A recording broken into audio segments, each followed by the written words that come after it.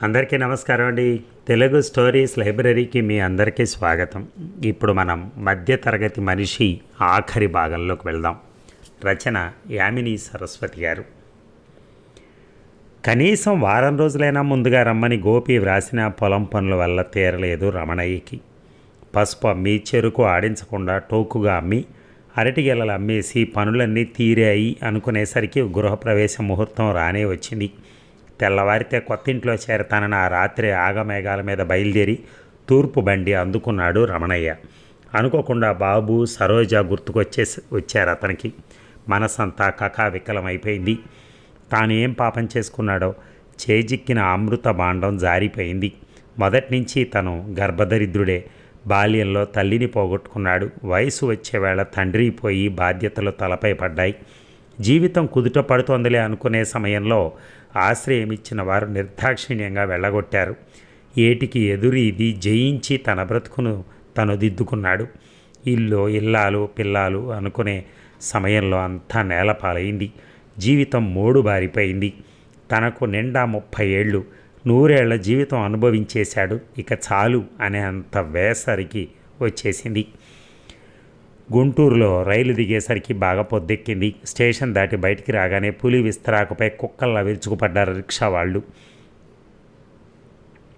బ్రతుకు తెరువుకి ఇంత పోరాటమా? టౌన్లో బ్రతుకు ఇంత దుర్భరమా? మరి ఈ జీవితంపై ఎందుకింత భ్రాంతి పడుతున్నారు జనం అనుకున్నాడు రమణయ్య. వెళ్లాల్సిన చోటు చెప్పాడు అతనికి. 2 రూపాయలు ఇవ్వండి అని అడగగానే గుండె గొంతులోకి వచ్చేసింది రమణయ్యకి. 2 రూపాయల అనుకున్నాడు. ఈ టౌను మనుషులకి డబ్బంటే లెక్కలేదు కాబోలు అనుకుని 4 అణాలు ఇస్తాను అన్నాడు. పక్కున నవ్వాడు వాడు. పెద్దయ్య, 25 పైసల కాఫీ కూడా రాదు. నువ్వు కొత్తోళ్ళలా ఉన్నావు. ₹1.50 తక్కువ ఎవరూ రారు అన్నాడు మళ్ళీ. నడిచి వెళతాను అని దారి కనుక్కుంటూ ముందుకు సాగాడు రమణయ్య. టౌన్లో ఎక్కడ చూసినా జనం. హోటళ్ల ముందు, అంగళ్ళ ముందు జనం. హాయిగా పెళ్ళాలు, ఇళ్ళు పెట్టుకుని ఈ హోటల్ కోళ్లలో ఏం మజా ఉంటుందని ఇలా ఎగబడుతున్నారో అనుకున్నాడు రమణయ్య. బొత్తిగా జనానికి డబ్బంటే లక్ష్యమే లేదు. అందుకే అన్నిటికీ ధరలు అలా పెరిగిపోతున్నాయి. సంపాదించడం, ఖర్చు పెట్టడం అనుకున్నాడు అతను. సినిమా హాళ్ళను చూస్తుంటే అతనికి మతిపోయినంత పనైంది. ఆ టిక్కెట్ల రేట్లు చూడగానే తల తిరిగినట్టు అయింది. 3 గంటల వినోదానికి 3 రూపాయల. పగలల్లా చెమటోడిచి రెక్కల ముక్కలు చేసుకున్న తమ ఊళ్ళో అంత కూలి ఇవ్వరు. అది తినటానికి చాలటం లేదు. టౌను జీవితానికి, పల్లె జీవితానికి ఎంత తేడా అనుకున్నాడు మళ్ళీ. నడిచి దారి తెలుసుకుంటూ ఇల్లు చేరాడు రమణయ్య. క్షణకాలం దిగ్భ్రాంతి చెందాడు అతను. రాధా నివాస్ అన్న అక్షరాలు కొట్టొచ్చినట్టుగా కనిపించే ఆ ఇంటి ముందు ఆగాడు రమణయ్య. గేటుకు కూడా అదే పేరుంది. గేటుకి అటు ఇటు గోడకి నల్లరాతిపై రాధా, గోపీల పేరు చెక్కారు అందంగా. గేటు తీసుకుని నడిచాడు రమణయ్య. ఏయ్ ఎవరు నువ్వు? కారు వస్తాను తప్పుకో అని కేక వేశాడు ఒక అతను. బెదిరినట్టయి తప్పుకున్న రమణయ్యను దాదాపు రాచుకున్నట్టుగా వెళ్ళిపోయింది కారు. గేటు నుంచి వరండా దాకా నున్నగా రోడ్డు వేశారు. ఆ బాటకు 2 వైపులా పూల మొక్కలు అందంగా పూచి తలలు ఊపుతూ స్వాగతం చెబుతున్నాయి. గేటుకు అటూ ఇటుగా ఉన్న అశోక వృక్షాలు, వాటిని ఆనుకునే పెరిగిన టెంకాయ చెట్లు, అదే వరుసలో ఉన్న నందివర్ధనం చెట్లు ఆ ఇంటికి అందాన్ని సమకూర్చుతున్నాయి. ఎలాగైనా ఇల్లు కట్టుకోవటం వేరు, కట్టిన ఇల్లు కొనుక్కోవటం వేరు అనుకుని పాపం ఏ ఇబ్బంది చమ్ముకున్నారో. మంచి అభిరుచి ఉన్నవాడే అనుకున్నాడు రమణయ్య. వరండా చుట్టూ మామిడి తోరణాలు కట్టారు. కప్పుకు చుట్టూరా రంగురంగుల కాగితాలు అతికించారు. బోర, బుగ్గలు వేలాడదీశారు. ఎవరు నువ్వు? ఏమిటి అలా చూస్తున్నావు? నేను తన విషయం చెప్పాడు రమణయ్య. తనెవరో తెలిస్తే అదిరిపడతాడు వీడు. దొంగనో బెచ్చగాడినో కసురుకున్నట్టు కసురుతున్నాడు అనుకుని గర్వంగా చెప్పాడు. ఆ అడిగిన వ్యక్తి ఫణి కంపెనీలో ఫ్యూన్. అన్ని విషయాలను తనే శ్రద్ధ తీసుకుని ఏర్పాట్లు చేస్తున్న ఫణికి పనులకు తన పని మనుషులనే పంపక తప్పలేదు. ఓహో, అయ్యగారి ఊరి మనిషి అన్నమాట. అలా మూల కూర్చో, ఇప్పుడే ఇల్లు చేరుతున్నారు. అదిగో కలెక్టర్ గారు వస్తున్నారు, తప్పుకో అన్నాడు వాడు కాస్త సౌమ్యంగా. గేటు ముందు కారు ఆగింది. మళ్ళీ కదిలి లోపలికి వస్తోంది. కలెక్టర్ గారు వస్తున్నారన్న కబురు విని రాధ బయటకు వచ్చింది. ఫణి ముందు నుంచి ఈ గృహప్రవేశం దర్జాగా జరపాలని పట్టుబట్టాడు. నిజానికి రాధకు కానీ గోపికి కానీ ఆ ఊళ్ళో ఎవరో తెలియదు. కానీ ఫణి అందరినీ పిలిచాడు. రకరకాల బిజినెస్లు చేస్తూ అందరితో పరిచయం ఉన్న ఫణి గోపిని వెంటేసుకుని ప్రతి ఆఫీసర్ని ఆహ్వానించాడు. పెద్ద వ్యాపారస్తుల్ని పిలిచాడు. మున్సిపల్ చైర్మన్ గారిని, జిల్లా పరిషత్ చైర్మన్ గారిని కూడా ఆహ్వానించాడు. ఇంతమంది పెద్దలను ఆహ్వానించడం గుండె దడగానే ఉంది గోపికి. రిసెప్షన్ విషయం అంతా రాధకి, ఫణికి వదిలేసి తను రోజీ వచ్చిన అతిథుల్ని పరామర్శ చేస్తున్నారు. రాధ, ఫణి సరిగ్గా కలెక్టర్ గారి కారు గేటు ముందుకు వచ్చేసరికి బయటకు వచ్చారు. అప్పుడే రమణయ్య ఫ్యూన్తో మాట్లాడాడు. ఆ ఫ్యూన్ రాధ దగ్గరికి వచ్చి, అమ్మగారు ఎవరో మీ ఊరి వాడట వచ్చాడు, మీ పాలేరో రైతో అలా నుంచోబెట్టాను అన్నాను. ఆ మాటలు విని తల తిప్పి చూసింది రాధ. రాత్రి అలా చేసిన రైలు ప్రయాణంతో తలమాసి, గుడ్డల మాసి, ఒక చేత్తో నేతి తపేల, మరో చేత్తో అరటిగేల, భుజంపై ఉతికిన మాసిన కండవ, నీరు కావి పంచ అంగీలతో ఉన్న రమణయ్య చూసి క్షణకాలం విస్తుపోయింది. అంతలో కారు వచ్చి కలెక్టర్ గారు, ఆయన సతీమణి దిగారు. ఆహ్వానించి లోపలికి తీసుకెళ్లడంలో నిమగ్నమైంది రాధ. నమస్కారాలు అయ్యాక వాళ్ళని తీసుకుని లోపలికి వెళ్ళింది ఆమె. ఆ మనిషి తనను గురించి రాధతో అలా చెప్పటం, ఆమె తన వైపు క్షణంసేపు చూసి వాళ్ళ వెంట వెళ్ళిపోవటం గమనించిన రమణయ్యకు తల తీసేసినట్టయింది. భూమి కాళ్ళ కింద విచ్చుకుని అలాగే కూరుకుపోతున్నట్టుగా ఉంది రమణయ్యకి. అమ్మగారు మిమ్మల్ని లోపలికి తీసుకెళ్ళమన్నారు అని పెరటి గుమ్మం నుంచి లోపలికి తీసుకెళ్ళాడు. నేతి తపాల, అరటిగేల, మిగతా సామాను తీసి స్టోర్ రూమ్లో పెట్టాడు. బాత్రూమ్ వద్దకి తీసుకెళ్ళాడు. అది స్నానాల గది. నిర్ఘాంతపోయాడు రమణయ్య. మొజాయిక్ ఫ్లోర్తో, పాలరాతి పలకల గోడలతో, అద్దాలతో, హ్యాండిల్ బార్స్తో, రంగురంగుల టవల్స్తో అడుగు పెడితే మాసిపోతుందా అన్నట్టున్న గదిలోకి అడుగు పెట్టడానికి సంశయించాడు. రమణయ్య వాలకం చూసి నవ్వుకున్నాడు. వాడు మొహం గడుక్కో అని పళ్ళపొడి చేతిలో వేశాడు. వేపల్లో కచ్చికో తీసుకుని వాడుకునే రమణయ్య మొహం గడుక్కోవడానికి కూడా ఈ పొడి కొనుక్కోవాలి కావాలన్నట్టు అన్నీ ఉన్నాయి, కానీ ఇంట్లో వేప మొక్క లేదు. తమ్ముడితో చెప్పి ఓ మూల నాటించాలనుకున్నాడు. ముఖం కడుక్కున్న రమణయ్యతో బలవంతంగా స్నానం చేయించాడు వాడు. ఆ సబ్బులు, ఆ షాంపూలు చూసి తల తిరిగిపోయింది అతనికి. స్నానం చేసి వాడిచ్చిన టవల్ చుట్టుకున్నాడు మొలకి. ఖర్చు అయితే అయింది. ఇంత శుభ్రంగా తలార స్నానం చేసి నాళ్ళయింది అనుకున్నాడు రమణయ్య.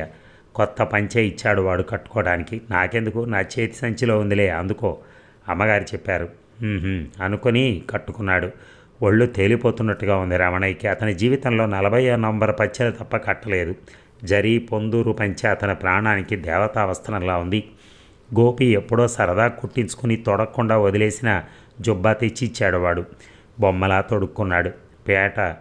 పేటంచు పై కండువా వేసుకున్నాడు. తలకు నూనె పట్టిస్తే దూకున్నాడు. రమణయ్యని కొత్త మనిషిలా తయారు చేసి తీసుకెళ్లాడు వాడు. ఆ సమయానికి గృహప్రవేశం అయిపోయింది. అతిథులంతా భోజనాలు కూర్చుంటున్నారు. రమణయ్య కూడా వెళ్ళి ఒక చోట కూర్చున్నాడు. ఆ భోజనం, ఆ దర్జా, ఆ దుబారా చూసి కళ్ళు తిరిగిపోయినవి అతనికి. భోజనాల మధ్యలో అటుగా వచ్చాడు గోపి. గోపి గారు, మీ జీతగాడో పాలేరో మరి వచ్చాడు, శ్రద్ధగా చూసి పలకరించండి నవ్వుతూ అన్నాడు ఒక వ్యక్తి జోక్ చేస్తున్నట్టుగా భావించి. అన్నయ్య గొణిగాడు గోపి. వంచిన తలెత్తలేదు రమణయ్య. పేలవంగా నవ్వి, మీరున్నారుగా, బాగా చూసుకోండి అని వెళ్ళిపోయాడు గోపి. కాదండి, అతను మా అన్నయ్య, నన్ను పెంచి పెద్ద చేసినవాడు. ఈరోజు ఈ ఉద్యోగం చేయటానికి, ఇల్లు కొని మీలాంటి వాళ్ళకి ఇంత దర్జాగా ఖర్చు చేసి మీ ముందు పరువు నిలుపుకోవటానికి ఈయనే కారణం. ఈయనే లేకుంటే నేను శూన్యంలో ఉండేవాడిని అంటాడేమో అని భావించిన రమణయ్యకి తనవన్నీ ఊహలే అనిపించాయి. బాగా భోజనం చేయవయ్యా, మీ అయ్యగారు చెప్పారుగా అన్నాడు అతను నవ్వుతూ. రమణయ్య విధి లేక నవ్వాడు. విందు ముగిసింది. ఒక్కొక్కరే సెలవు తీసుకుని వెళ్ళిపోసాగారు. రమణయ్య పిల్లవాడెక్కడున్నాడు కనుక్కొని వాడి వద్దకు వెళ్ళాడు. తొట్లో పడుకుని హాయిగా నిద్రపోతున్న రామును చూసి ప్రేమగా వాడి చెక్కిలు నిమిరాడు. మెల్లగా జేబులో దాచిపెట్టిన డబ్బు తీసి వాడి పక్క కింద పెట్టాడు. మెల్లగా తను స్నానం చేసిన చోటుకు వెళ్ళి తను విడిచిన గుడ్డల కోసం వెతికాడు. అవి కనిపించలేదు. తన సంచి వెతుక్కుని అందులోని చాకింటి బట్టలు తీసుకుని తను కట్టుకున్నవి విడిచి అవి కట్టుకున్నాడు. తను విడిచినవి జాగ్రత్తగా కొయ్యకు తగిలించాడు. తను వచ్చిన పెరటి గుమ్మం గుండానే బయటకొచ్చి ముందుకు సాగాడు. తమ్ముడో మరదలో కనిపిస్తారేమోనని క్షణంసేపు జంకాడు. అదృష్టవశాత్తు ఎవరూ రాలేదు. ఇంతలో తనను పలకరించిన ఆ మొదటి ఫ్యూన్ కనిపించాడు. ఏం పెద్దయ్యా, వెళ్ళిపోతున్నావా అని చిరునవ్వుతో అడిగాడు వాడు. అవును నాయన, వెళుతున్నాను, మీ చిన్నయ్య గారితో చెప్పు. చిన్నయ్య గారా? తన తప్పు తెలుసుకున్న రమణయ్య తడబడ్డాడు. అదేలే, మేము అలాగే పిలుస్తాం అని. వస్తా బాబు అన్నాడు రమణయ్య గేటు వైపు నడుస్తూ. వాడు తలగొక్కుని రమణయ్య వైపు అదోలా చూసి చేయి చాచాడు. వాడికి సైగా అర్థం కాలేదు రమణయ్యకి. ఏదైనా బహుమతి జేబులోంచి 5 రూపాయలు తీసి ఇచ్చాడు రమణయ్య. రిక్షా వాడికి రూపాయన ఇవ్వలేని రమణయ్య. వాడు వంగి వంగి సలాములు చేశాడు. తల పంకించి కదిలాడు రమణయ్య. ఆయన్ని గేటు దాకా సాగనింపొచ్చిన గోవిందు ఈ పల్లెటూరు ముండా కొడుకు చూడటానికి అసహ్యంగా ఎటిదిడ్డంగా ఉన్నా వాళ్ళ వద్దే డబ్బు మూలుగుతూ ఉంటుంది, ఎవ్వరికిచ్చినా భారీగా ఇస్తారు వీళ్ళే అనుకున్నాడు. స్టేషన్కి వెళ్ళి రమణయ్య రెడీగా ఉన్న రైలుకి టికెట్ కొని ఎక్కగానే కదిలింది. ఇక గోవిందు గోవిందు రాధ కేక వేసింది అతని కోసం. వచ్చిన అతిథులందరినీ పంపించి వేసి పని మనుషులకు జవాన్లకు పనులు పురమాయించి, అబ్బా ఇప్పుడు మన క్షణం విశ్రాంతి దొరికింది అనుకున్న రాధకి బావగారు గుర్తొచ్చారు. ఉదయం కలెక్టర్ గారిని ఆహ్వానించి అడవిలో తను ఆయన్ని పలకరించే అవకాశం లేకపోయింది. తర్వాత కూడా ఆయనకు అజాపజా కనుక్కునే వీలు లేకుండా పోయింది. అందుకే ఆయన విషయాలు అన్నీ గోవిందుకు అప్పగించింది. వాడు హనుమంతుడు లాంటివాడు, ఆయన్ని బాగానే చూస్తూ ఉంటాడు అనుకున్న రాధ గోవిందుని కేకేసింది బావగారిని గురించి కనుక్కునేందుకు. ఏమిటి గోవిందు అంటున్నావు అడిగాడు అప్పుడే వచ్చిన గోపి. పిలిచారా అమ్మగారు? ఆయనేరి? ఎవరు? మీ పాలేరు గారు అమ్మగారు. భోజనాలు చేశాక వెళ్ళిపోయారండి అన్నాడు. 5 రూపాయలు అతనిలో మార్పు తెచ్చాయి. వెళ్ళిపోయారా? నిర్ఘాంతపోయింది. అవునమ్మగారు, మీ చిన్నయ్య గారితో చెప్పు అని వెళ్ళాడు. చిన్నయ్య గారు ఎవరని నేను నవ్వుతూ అడిగాను. ఆయన దానికి మేము అలాగే పిలుస్తాం అన్నారు. వాళ్ళిద్దరికీ నోట మాట రాలేదు. అతని ముందు బయట పట్టడం ఇష్టం లేక ఇంట్లోకి వెళ్ళి బెడ్రూమ్లోకి నడిచారు. చాలా ఘోరం జరిగిపోయింది. ఆయన ఎంత బాధపడ్డారో. వచ్చేవారు ముందుగా వస్తే ఎంత బాగుండేది. అయినా ఆ వేషంలో వస్తే ఈ టౌన్ మనుషులు ఏమనుకుంటారు అంది రాధ. రాధ ఆ కేకకు ఉయ్యాల్లో ఉన్న బాబు లేచాడు. కొడుకు వద్దకు వెళ్ళిన రాధ వాడు లేవటంతో ఎత్తుకుంది. అప్పుడు చూసింది ఆ డబ్బుని. ఏమండి డబ్బు అంది గాబరాగా. ఆ నోట్లు, ఆ కట్టిన తీరు, ఆ ప్లాస్టిక్ పేపరు కవరు చూసి అది తన అన్నయ్య ఇచ్చిన డబ్బుగా గ్రహించాడు గోపి. చూసావా రాధ, మనం వేలకు వేలు తగిలేసి విందిచ్చాం. వచ్చిన మనుషులకి దేవేంద్ర వైభవంగా సత్కారాలు చేశాం. కానీ ఎవరైతే ఈ ఇల్లు కొనటానికి, ఈ దర్జాకి కారణమైన డబ్బు సంపాదించి ఇచ్చాడో ఆ పుణ్యపురుషుణ్ణి మనసారా కూడా పలకరించలేకపోయాం. అయినా ఆయన మనమంటే అభిమానం, బాబంటే ప్రాణం పెట్టే మనిషి. ఈ ఖర్చులకు డబ్బు అవసరం అవుతుందేమో అని అనుకుని తెచ్చి మనం పలకరించకపోయినా పాలేరని అందరూ అనుకున్నట్టుగానే డబ్బు అందజేసే వెళ్ళాడు. గోపి గొంతులో వేదన సుళ్ళు తిరుగుతోంది. రాధ ఏమీ మాట్లాడలేకపోయింది. ఇద్దరి మధ్య మౌనం రాజ్యం చేసింది. ఇక అబ్బబ్బా నీ పేరు మోగుతోంది టౌన్లో. గృహప్రవేశానికి 10-12 వేళ్ళు ఖర్చు చేసిన వాళ్ళు ఈ మధ్యలో ఎవరూ లేరు. ఆ అరేంజ్మెంట్స్ అవి అందరినీ ముగ్ధుల్ని చేశాయి. ఫణి మాటలు విని గర్వంగా నవ్వింది రాధ. కానీ కింగ్ మేకర్వి నువ్వు. అవసరానికి డబ్బు ఆదుకోకపోయినా అరేంజ్మెంట్స్ చేయకపోయినా ఏమయ్యేది? గోపి అదంతా బ్యాక్గ్రౌండ్ మ్యూజిక్, ఎవరికీ తెలిసేది కాదు. లైమ్ లైట్లోకి వచ్చారా మీరు? థ్యాంక్స్ అలాట్ అని లేచి వెళ్ళి బీరువా తెరిచి 5,000 తెచ్చిచ్చాడు గోపి. అవెందుకు, ఎక్కడిది అని అడిగాడు ఫణి. మా అన్నయ్య పంపాడు. అన్నట్టు మీ అన్నగారు ఫంక్షన్కి రాలేదని చెప్పారు. ఎందుకు? ఎవరో పాలేరు వచ్చాట కదా, ఆయనతో పంపాడా? గోపి మొహం మాడిపోయింది. రాధ మొహంలోకి చూసి అవునవును అన్నాడు. రాధ మాట్లాడలేదు. ఫణి లేచాడు. పల్లెకు వెళ్ళి టొబాకో బేరం చేసి రావాలి అన్నాడు. ఎన్ని వ్యాపారాలండి మీకు? నవ్వుతూ అడిగింది రాధ. రాధగారు, ఎన్ని చేసినా మనసుకు తృప్తి లేదండి. సుఖానికి చాలిన డబ్బు లేదు, కడుపు నింపుకోవడానికి ఎన్నో మార్గాలు అని అన్నట్టు మీరు ఏదైనా బిజినెస్లో భాగం కలపరాదు అని అడిగాడు ఫణి. బోర్, డబ్బంటే చేయదు కాదు, కానీ ఆ వ్యవహారాలంటేనే తలనొప్పి అంది రాధ. డబ్బు వస్తూ ఉంటే అన్నీ బాగానే ఉంటాయి. 10,000 మీవి కావనుకుని ఇలా పడేయండి. ఏడాది తిరిగేసరికి మీ డబ్బు మీరు తీసుకోండి. మళ్ళీ ఏడాది అలాగే తీసుకుంటూ ఉండండి. అయినా ఇప్పుడు డబ్బు ఎక్కడ ఉందిలేండి. మీకేం తెలుసండి ఎంత ఉందో? పంటలు ఎలా పండుతున్నాయి, ఎంత ధరలున్నాయి. రైతులు బాగా మరిగారు. మీ అన్నగారి విషయమే చూడండి. మిమ్మల్ని చదివించాడు, ఇల్లు కట్టాడు, క్షణాలపై ఇల్లు కొనడానికి డబ్బు ఇచ్చాడు, గృహప్రవేశానికి డబ్బు పంపారు. ఇంకెంత ఉందో ఆయన వద్ద. ఈ పల్లె వాళ్ళ వద్ద డబ్బు మూలుగుతూ ఉంటుంది. వాళ్ళు బ్యాంకుల్లో వేరు, వడ్డీలకు ఇవ్వరు, అంతా దాస్తారు. మీరు ఎన్నెన్ని కథలు వినలేదు. ముసలాళ్ళు చూస్తూ కూడా దేవుడి గదిలో బండల కింద పెరట్లో చెట్ల మొదట్లో దాచిన డబ్బు బయట పెట్టి చస్తారు. ఒకవేళ అకస్మాత్తుగా హరీమన్నాడో ఆ రూపాయలు, ఆ బంగారు బిళ్ళలు మళ్ళీ అన్నాళ్ళకో ప్రాప్తం ఉన్న వాడికి దొరుకుతూ ఉంటాయి. నవ్వాడు గోపి. కథలు బాగా చెప్తారే మీరు అన్నాడు. కథలు కాదు, మీ అన్నయ్యని డబ్బడుగు, ఇవ్వకుంటే పందెంని గ్రాండ్ పార్టీ ఇస్తాను. నాకు నాటు వద్దు, వేటు వద్దు, కానీ పంటలు ఇంకా రాలేదు, రాని తెచ్చిస్తాను. ఆ మాట అన్నావంటే ఓ ఉపాయం చెప్తాను. రాబోయే వడ్లకు భయానగా డబ్బిస్తారు ఇక్కడ రైస్ మిల్లు వాళ్ళు. పండిన ధాన్యం అంతా తోలాలి వాళ్ళకి. కానీ ధర దాందే. ఇచ్చిన డబ్బు వడ్డీతో సహా మినహాయించుకొని ఇస్తారు వాళ్ళు. ఫణిగారు, ఆ గొడవలన్నీ పడలేను కానీ పంట రానివ్వండి, తప్పక భాగం కలుస్తాను అన్నాడు గోపి.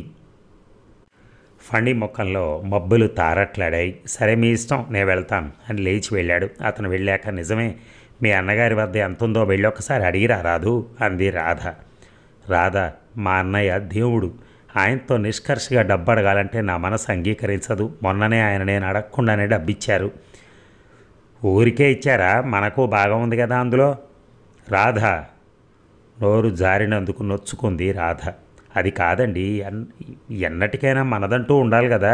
ఆ వ్యవసాయం విషయాలే తెలియవు. చివరికి ఏమవుతుందో ఏమిటో అంది.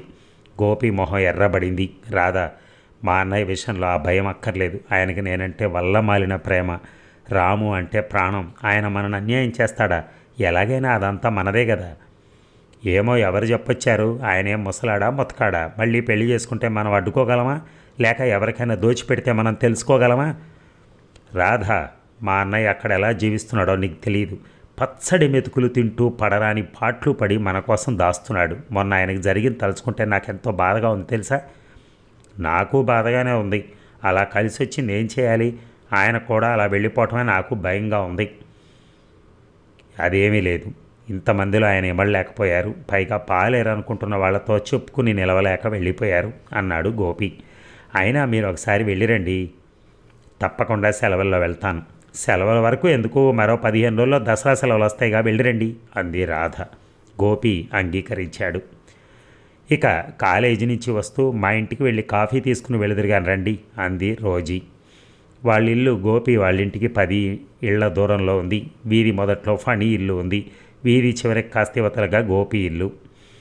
4 అడుగులు వెళ్తే మా ఇంట్లోనే తాగచ్చగా మూతి విరిచింది రోజీ. మీ ఇంట్లో లేదని కాదు, మా ఇంట్లో బాగుంటుందని కాదు, జస్ట్ తాగి వెళ్తే కంపెనీగా ఉంటుందని. ఫణి లేడా? మొన్ననే పొలాలు బేరం చేయడానికి వెళ్ళారు. ఇంకో 15 రోజుల్లో నాట్లు అయిపోతాయిగా. రైతుల ఖర్చులకు ముందుగానే ఇచ్చి రేటు నిర్ణయించుకుంటారు. అదంతా టోకుగా కంపెనీ వాళ్ళకు అమ్ముతారు. ఇంతకీ కష్టపడకుండా డబ్బు పండిస్తారు ఆయన. మీకది చేదవుతోందిగా అని ఇలా గేట్లో నుంచుని మాట్లాడతారు కానీ లోపలికి రమ్మంటే సాకులు చెప్తారు అంది రోజీ. నవ్వి ఇంట్లోకి దారి తీశాడు గోపి. 5 నిమిషాల తర్వాత డ్రాయింగ్ రూమ్లోకి వంట మనిషి తెచ్చిన కాఫీ అందించింది గోపికి. ఒట్టి కాఫీయేనా? నవ్వుతూ అడిగాడు. ఇంకేం కావాలి? ఏమి ఇవ్వగలవు? అతని వైపు అదోలా చూసి ఏమడిగినా ఇస్తాను అంది రోజీ. నవ్వి పెదాలు తుడుపుకొని ఆమె వైపు తీయగా చూసి థ్యాంక్స్ రోజీ అని కాఫీ తాగాడు. అతని చేతిలోని కప్పు అందుకుని టేబుల్పై పెట్టింది. ఆమె చేతి వేళ స్పర్శ అతన్ని కదిలించింది. సిగరెట్ వెలిగించింది రోజీ. నువ్వు సిగరెట్ కాలుస్తావా? ఆశ్చర్యంగా అడిగాడు గోపి. అప్పుడప్పుడు తమాషాగా పొగ అతని మొహాన ఊత్తూ ఉంది. సిగరెట్ యాష్ ట్రేపై పెట్టి ఫ్యాన్ వేసి అతని వైపుగా తిప్పింది. అబ్బా వాసన అన్నాడు గోపి. అది కాలిపోతోంది. కాలని ఏం చేస్తాం, కొన్ని అంతే. ఉపయోగించినా ఉపయోగించుకున్నా తగలబడిపోతూనే ఉంటాయి. కొందరికి ఈ విషయం అర్థం కాదు. ఆమె మాటల్లోని చురక అతనికి అర్థం కాలేదు. వెళ్తాను అని లేచాడు గోపి. అబ్బా రాధ ఏం పారిపోదులే ఇంతలో, జస్ట్ కంపెనీ ఇచ్చి వెళ్ళరాదా అంది రోజీ. రోజీ ఇప్పటికి అర్థమైందన్నమాట దొరగారికి. ఇంకే ఎన్నేళ్ళు వేచి ఉండాలో అనుకొని చచ్చిపోయాననుకో. ఆమె ముఖంలోని ఆనందాన్ని చూసి అతనికి ఆశ్చర్యం వేసింది. డ్రాయింగ్ రూమ్కి తలుపులు చేరవేసింది రోజీ. దసరాకు వెళ్ళిన గోపికి రమణయ్య మామూలుగా వ్యవహరించడం చూసి ఆశ్చర్యంగా ఉంది. గోపి, రాము బాగున్నాడా? వాళ్ళని తీసుకుని రాకపోయావా? ఈ 10 రోజులుండి వెళ్ళేవారుగా అన్నాడు రమణయ్య. రాధకు కాస్త నలతగా ఉందన్నయ్య అన్నాడు గోపి. అరరే, ఎప్పటి నుంచి? ఎలా ఉంది మరి? నువ్వు వచ్చేసావే? అబ్బే, పెద్దగా గాబరా పడాల్సిందేం లేదు. ఇప్పుడు బాగుంది. మళ్ళీ ప్రయాణాలు చేస్తే అలసటగా ఉంటుందని రాలేదు అన్నాడు. రమణయ్య ఇంకేం అనలేదు. తను తెచ్చిన బ్యాగులోంచి రాము ఫోటో తీసి ఇచ్చాడు గోపి. బొద్దుగా ముద్దుల మూటగడుతూ ఉన్న రాముని చూడగానే రమణయ్య ఒళ్ళు పులకరించింది. వీడిని చూడాలనుందిరా గోపి, కాస్త వెసులుపాటు కాగానే వస్తాను అన్నాడు రమణయ్య. ఆ మాటలు వినగానే, అన్నయ్య నన్ను మన్నించు. ఆ రోజు అందరిలో ఆ వ్యక్తి అలా అంటూ ఉంటే నేనేం అనలేకపోయాను. అది నా బలహీనత. మీ మరదలు కూడా చాలా విచారపడింది. మిమ్మల్ని మనసులో పెట్టుకోవద్దని పదే పదే చెప్పింది అని చెప్పాలనిపించింది. కానీ ఏదో గొంతులో అడ్డుపడ్డట్టయి నోరు పెగల్లేదు. కొద్దిసేపు అయ్యాక ఒక 5,000 చేబదులు తీర్చాలన్నయ్య అన్నాడు గోపి. అలాగే వెళ్ళి ఎప్పుడు తీసుకెళ్ళు అన్నాడు రమణయ్య. ఈ సంవత్సరం ఒక చిన్న బిజినెస్ ప్రారంభించానన్నయ్య. ఫణిగారితో కలిసి పొగాకు వ్యాపారంలో వాటా కలిశాను. 10,000 ఇవ్వాలి. గోపి హాయిగా పాఠాలు చెప్పుకుంటూ ఉండక ఎందుకీ గొడవలన్నీ? వ్యాపారం అంటే తలనొప్పి. అదేం లేదన్నయ్య, మనం భాగం డబ్బిస్తే సరి, అంతా ఆయనే చూసుకుంటారు. అంతా ఆయనే కష్టపడి నీకు లాభం పంచిస్తాడా? నవ్వాడు రమణయ్య. అలా అని కాదన్నయ్య, అందులో పెద్ద కష్టమే ఉండదు. రైతుల వద్ద కొని కంపెనీలో అమ్మేయటం అంతే. ఏవో గోపి, నాకు అవన్నీ తెలియవు. కావాలంటే డబ్బు తీసుకెళ్ళు, నాదే ఉంది, అంతా నీదే. సుఖమైన కష్టమైనా మీరే అనుభవిస్తారు. కానీ ఇప్పుడు డబ్బు కావాలంటే ఎక్కడైనా తేవాలి. శేషు మావయ్యని అడుగు, ఆయన వద్దకి వడ్లకు అడ్వాన్స్గా ఇస్తాడు. పోనీ అలాగే తెస్తానని వెళ్ళిపోయాడు రమణయ్య. పని సవరించుకున్న గోపి 15,000 డబ్బుతో ఆ రాత్రే రైలు ఎక్కాడు. పదే పదే జాబులు రాస్తూ ఉండు అన్న రమణయ్య మాటలు గాలిలో కలిసిపోయాయి. ఇక నేను చెప్పలా మీ అన్నయ్య బంగారు పిచ్చుక అని? అబ్బే, ఆయన వద్ద కూడా సమయానికి లేక మా అన్నయ్య బావగారి వద్ద వడ్లకి భయానాగా తెచ్చాడు. నవ్వాడు ఫణి. అది అంతేనో ఈ గోపి, ఈ 6 నెలలు మొత్తం ఎంత ఇచ్చాడు మీ అన్నయ్య? దాదాపు 50,000 ఇచ్చాడు. అంత డబ్బు ఇచ్చాక మళ్ళా అడుగుతున్నావు కాబట్టి మళ్ళీ ఒక నెల రోజుల తర్వాత వెళ్ళి అడుగుతావేమో అనే ఉద్దేశంతో ముందు చూపుతో అలా చేసుంటాడు. మీ శేషుబావ వ్యాపారస్తుడు అన్నావుగా, వ్యాపారస్తుడు ఎవ్వడు అలా వేలకు వేలు ఇంట్లో దాచుకుని మీ అన్నలాంటి వాళ్ళు అడగగానే ఇచ్చేద్దామని ఉండరు. గోపి మాట్లాడలేదు. డబ్బు తీసుకుని వెళ్ళిపోయాడు ఫణి. రోజీ మిమ్మల్ని వ్యాపారంలో భాగం కలవమని అడిగిందా? రాధ వేసిన ప్రశ్నకు గాబరా పడ్డాడు గోపి. ఏం లేదు, మీకు రోజీ ఎవరో పేరేమిటో తెలుసా? అంతా రోజీ అంటే రోజీ అనుకుంటున్నాను. దాని పేరు రోజారమణి. మన హిందువులే, క్రిస్టియన్ కాదు. అది బుద్ధికి జారమణి. కాస్త జాగ్రత్తగా ఉండండి. అసలే మీరు అమాయకులు, టోపీలో వేసేస్తుంది. నీకు ఇవన్నీ ఎవరు చెప్పారు అన్నాడు గోపి. అలాంటివి మా ఆడవాళ్ళకి సులభంగా తెలుస్తాయి. మీ గండు తుమ్మెదలకు పూల మల్లె అలంకరించుకుని షోగ్గా ఫ్రీగా తిరిగి ఆడదాన్ని చూస్తే మతిపోతుంది. రంబో ఓర్వశో అనుకుని ప్రదక్షిణలు ప్రారంభిస్తారు. శ్లేష్మంలో పడ్డ ఈగల్లే కొట్టుకుని చస్తారు. రాధ, నేను సీరియస్గానే చెప్తున్నాను, జాగ్రత్తగా ఉండండి. అనుమానానికైనా హద్దుండాలి. నేనేం కుర్రాడినా? నవ్వింది రాధ. కుర్రాళ్ళైతే చిక్కేలేదు, వాళ్ళ గురించి భయం అక్కర్లా అని రాము ఏడవడంతో వాడిని ఎత్తుకోవడానికి వెళ్ళిపోయింది రాధ.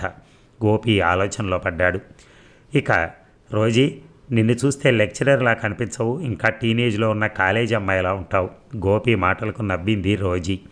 కానీ ఖర్చు లేకుండా వచ్చే అందాన్ని ఆనందాన్ని పొగడానికి మీ మగవాళ్ళు ఫస్ట్. ఇది పొగట్టం కాదు రోజీ, యథార్థం. పోనీలే గోపి, నీ కంటికి అందంగా కనిపించడమే నా ధ్యేయం అనుకుని విస్కీ సీసా తీసి గ్లాసు నిండా పోసి ఐస్ వేసి ఇచ్చింది.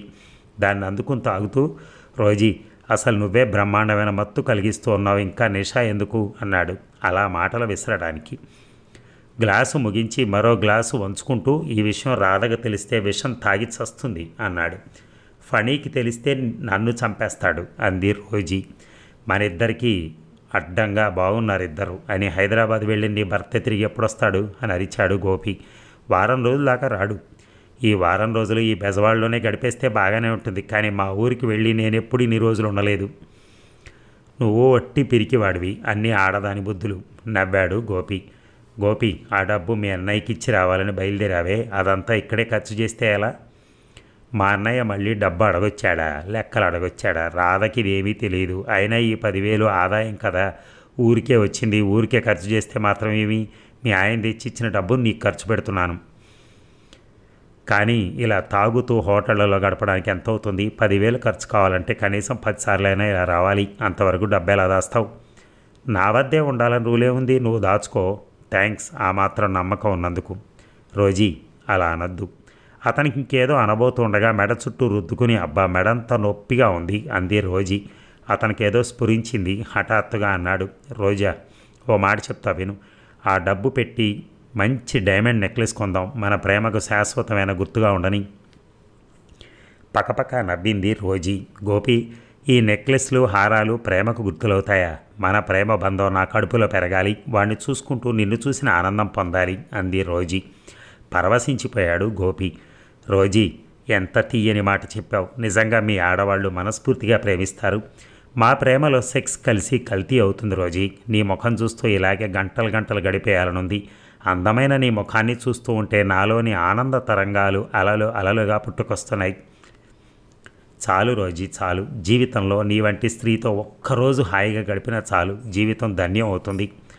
అతని మాటలకు ముగ్ధురాలై బలంగా కౌగిలించుకుంది రోజీ.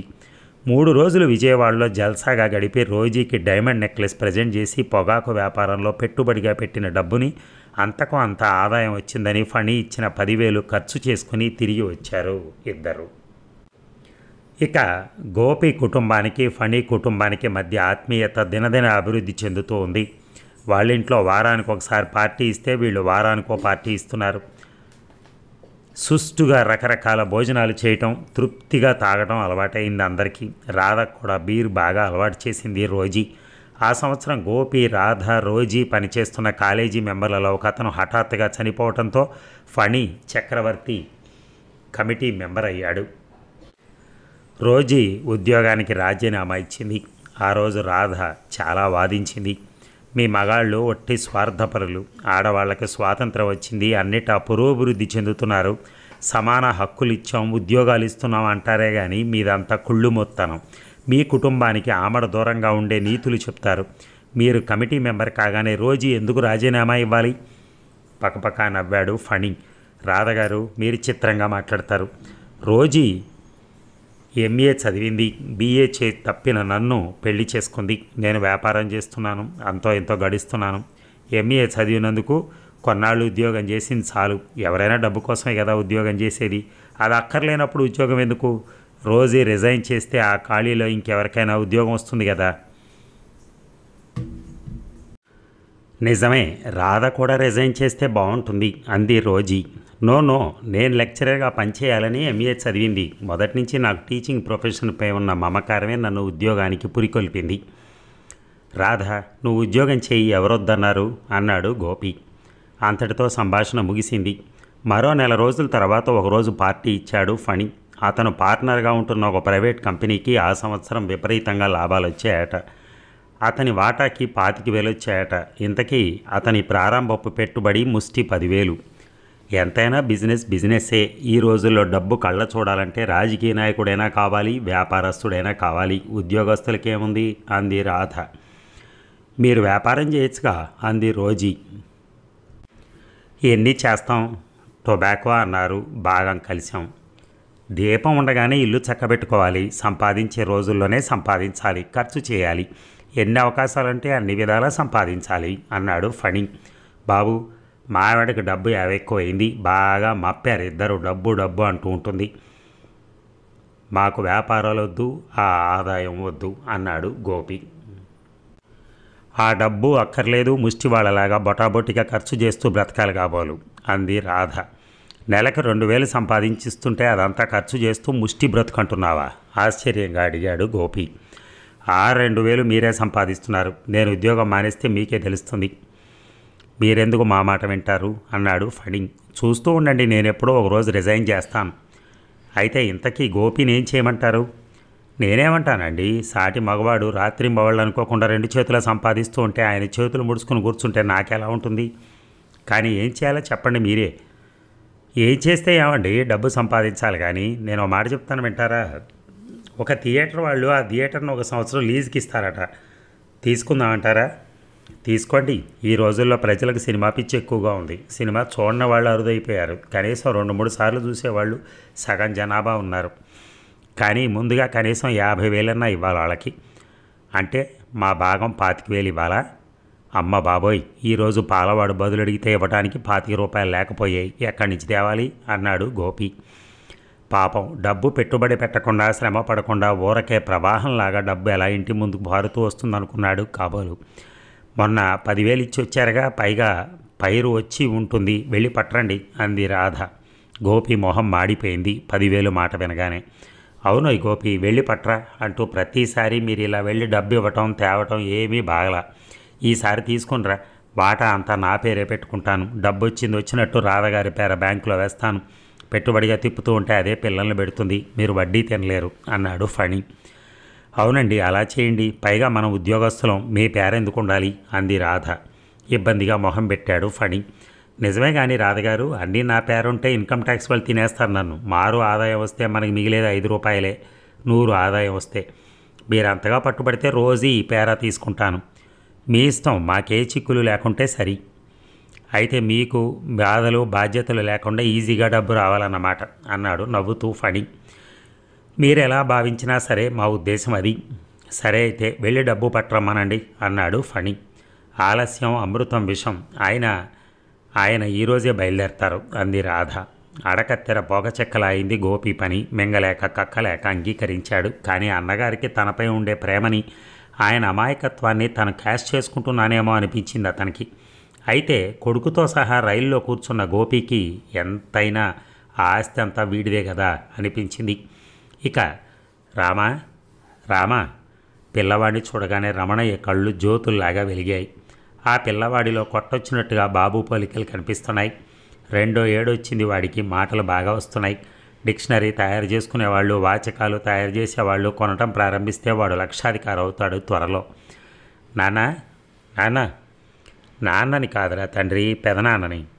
నాన్న అని రమణయ్య బొగ్గలు లాగేవాడు. ఒరే బొగ్గలు గెలుతావేరా తండ్రి, మీసాలు పట్టి గుంజాడు సమాధానంగా. అబ్బా అన్నాడు బాధగా రమణయ్య. కిలకిలా నవ్వాడు వాడు. రాము, నా బాధ నీకు నవ్వులాట్లా ఉందా? గోపి వీడిని ఇక్కడ వదిలేసి వెళ్ళరా. రోజు పొలానికి తీసుకెళ్ళి పని చేస్తే పొగరనుగుతుంది అన్నాడు రమణయ్య. ఉంటాను అన్నాడు రాము. గోపి వీడిక్కడే ఉండిపోతాడట్రోయ్. గోపికి చాలా ఆనందంగా ఉంది. రాముపై ఆయనకి ఎంత అభిమానం అనుకున్నాడు. నాన్న. ఏం బాబు? అన్నం. అదేమిటి గోపి, నీకు 2 సార్లు పలుకుతాడు వీడు. ఒకసారి నన్ను చూసి మరోసారి వాళ్ళ అమ్మని చూసి అడుగుతాడు వాడు. పకపక నవ్వాడు రమణయ్య. ఈ చిన్ని బుర్రలో ఎన్ని ఆలోచనలు ఉన్నాయరా కన్న తండ్రి. పిల్లవాడిని తీసుకుని వంటింట్లోకి వెళ్ళాడు రమణయ్య. అన్నగారి వెంట గోపి కూడా నడిచాడు. ఏముంది అక్కడ? ఒకవైపు అరుగు మీద రామకృష్ణుల పటాలున్నాయి. అది దేవుడు అరుగు. ఆగ్నేయంగా ఒక చిన్న పొయ్యి, 2 వంట పాత్రలు, మరో మూల మజ్జిగ, కవ్వము, కుండలు ఉన్నాయి. అంతే. తన ఇంట్లో వంటింటికి ఈ ఇంటికి పోల్చుకుని భారంగా నిట్టూర్చాడు గోపి. ఈ తిండి తింటూ, ఈ బ్రతుకుతూ ఈయన పైసాకి పైసా జత చేస్తూ ఉంటే అక్కడ తాము వేలకు వేలు ఖర్చు చేస్తున్నారు. ఎక్కడుంది న్యాయం? పనిచేసేవాడొకడు, ఫలితం అనుభవించేవాడొకడని కార్మిక న్యాయాన్ని గురించి వాదించే తమకి ఈ విషయం గుర్తుకురాదు. కెవ్వుమన్నాడు రాము. ఎరా నాన్న ఏమిటి అన్నాడు రమణయ్య. కారం అన్నాడు వాడు. రమణయ్య కళ్ళల్లో నీళ్లు తిరిగాయి. ఏడాది నిండిన ఈ కుర్ర వెదవకి తను తినే గొడ్డు కారం పెడితే తినగలడా అనుకున్నాడు. మంచినీళ్ళు తాగించాడు. పిల్లవాడు ఇంకా బుసలు కొడుతూనే ఉన్నాడు. ఆ అన్నం తీసేసి మళ్ళీ అన్నం వడ్డించి పెరుగు మేగడ వేసి కలిపాడు రమణయ్య. కేరింతలు కొడుతూ తింటున్న వాణ్ణి చూసి రమణయ్య కళ్ళు చెమ్మగిల్లాయి. గోపికి అంతా వింతగా ఆశ్చర్యంగా ఉంది. భోజనం ముగించి కబుర్లు చెప్తున్నాడు రాము. ఇక గోపి చెప్పిందంతా విన్నాడు రమణయ్య. ఏవో గోపి, నాకు ఈ వ్యాపారాల్లో నమ్మకం తక్కువ. ఎప్పుడో ఒకప్పుడు పుట్టి ముంచుతాయి. మనిషి అన్ని విధాలా నమ్మదగింది వ్యవసాయం.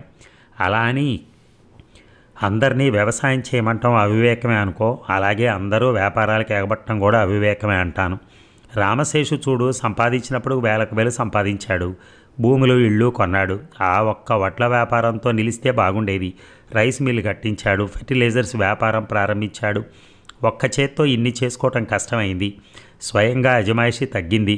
గుమస్తాలపై ఆధారపడ్డాడు. ఫలితంగా విపరీతంగా వచ్చే లాభాలన్నీ నష్టంగా మారిపోయాయి. ఏమైంది? ఆస్తి అంతా అమ్ముకుని రైస్ మిల్ అమ్మేసి, రావాల్సిన అప్పులను వదిలేసి, ఇవ్వవలసిన అప్పులు కట్టేసి, పూలు అమ్మిన చోట కట్టెలు అమ్మినట్టుగా బతకలేక దేశం వెళ్ళిపోయాడు. ఎక్కడో బళ్ళారి ప్రాంతంలో తుంగభద్ర కాలువ కింద భూములు చౌకగా దొరుకుతున్నాయని వెళ్ళి కొని వ్యవసాయం ప్రారంభించాలని పోయాడు. వాడి గురించి ఏవీ తెలియలా.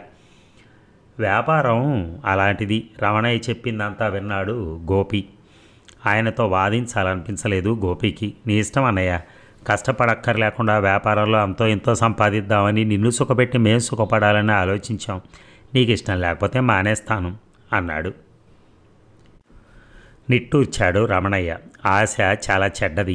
డబ్బు వ్యామోహం జయించడం చాలా కష్టం. కానీ ప్రవాహానికి ఎదురెదటం సాధ్యం కాదు. పోనీ నష్టపోయిన పైపేదే పోతుంది. అసలుగా ముప్పు రాకుంటే సరి అనుకున్నాడు.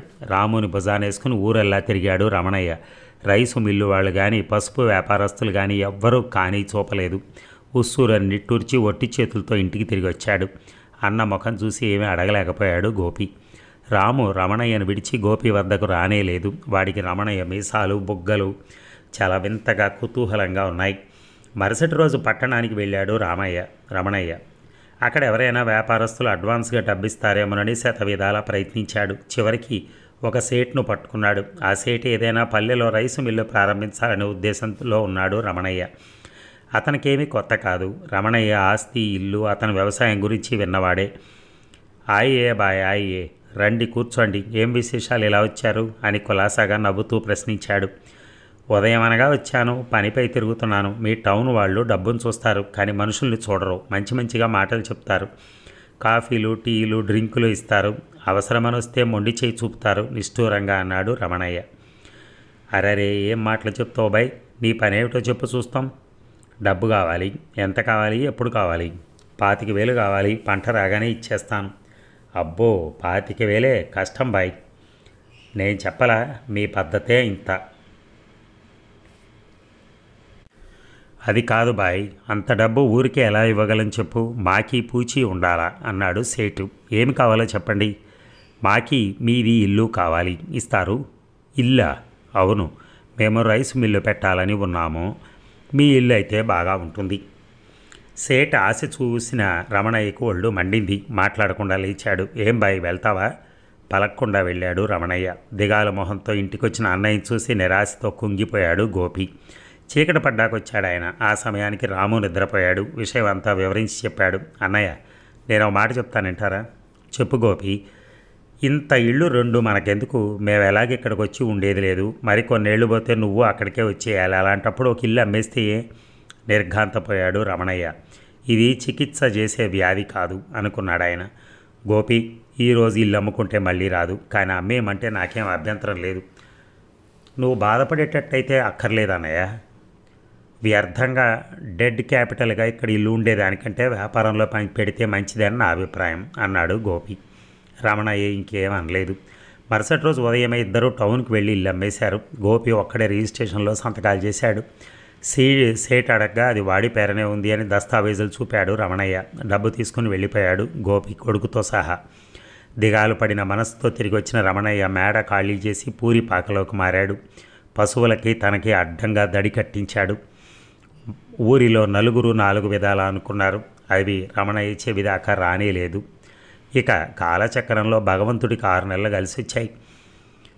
ఫణి, గోపి లీజుకు తీసుకున్న థియేటర్లో వచ్చిన సినిమాల్లో 2 శతదినోత్సవాలు చేసుకున్నాయి. అంత క్రితం ఏ సినిమా కూడా అందులో 4 వారాలకు మించి ఆడలేదు. యాజమాన్యం మారటమో మంచి సినిమాలు రావటమో కారణం తెలియదు కానీ 2 సినిమాలు శతదినోత్సవం చేసుకున్నాయి. మొదటి సినిమా ఒక ప్రముఖ హీరో ఉన్న చిత్రం.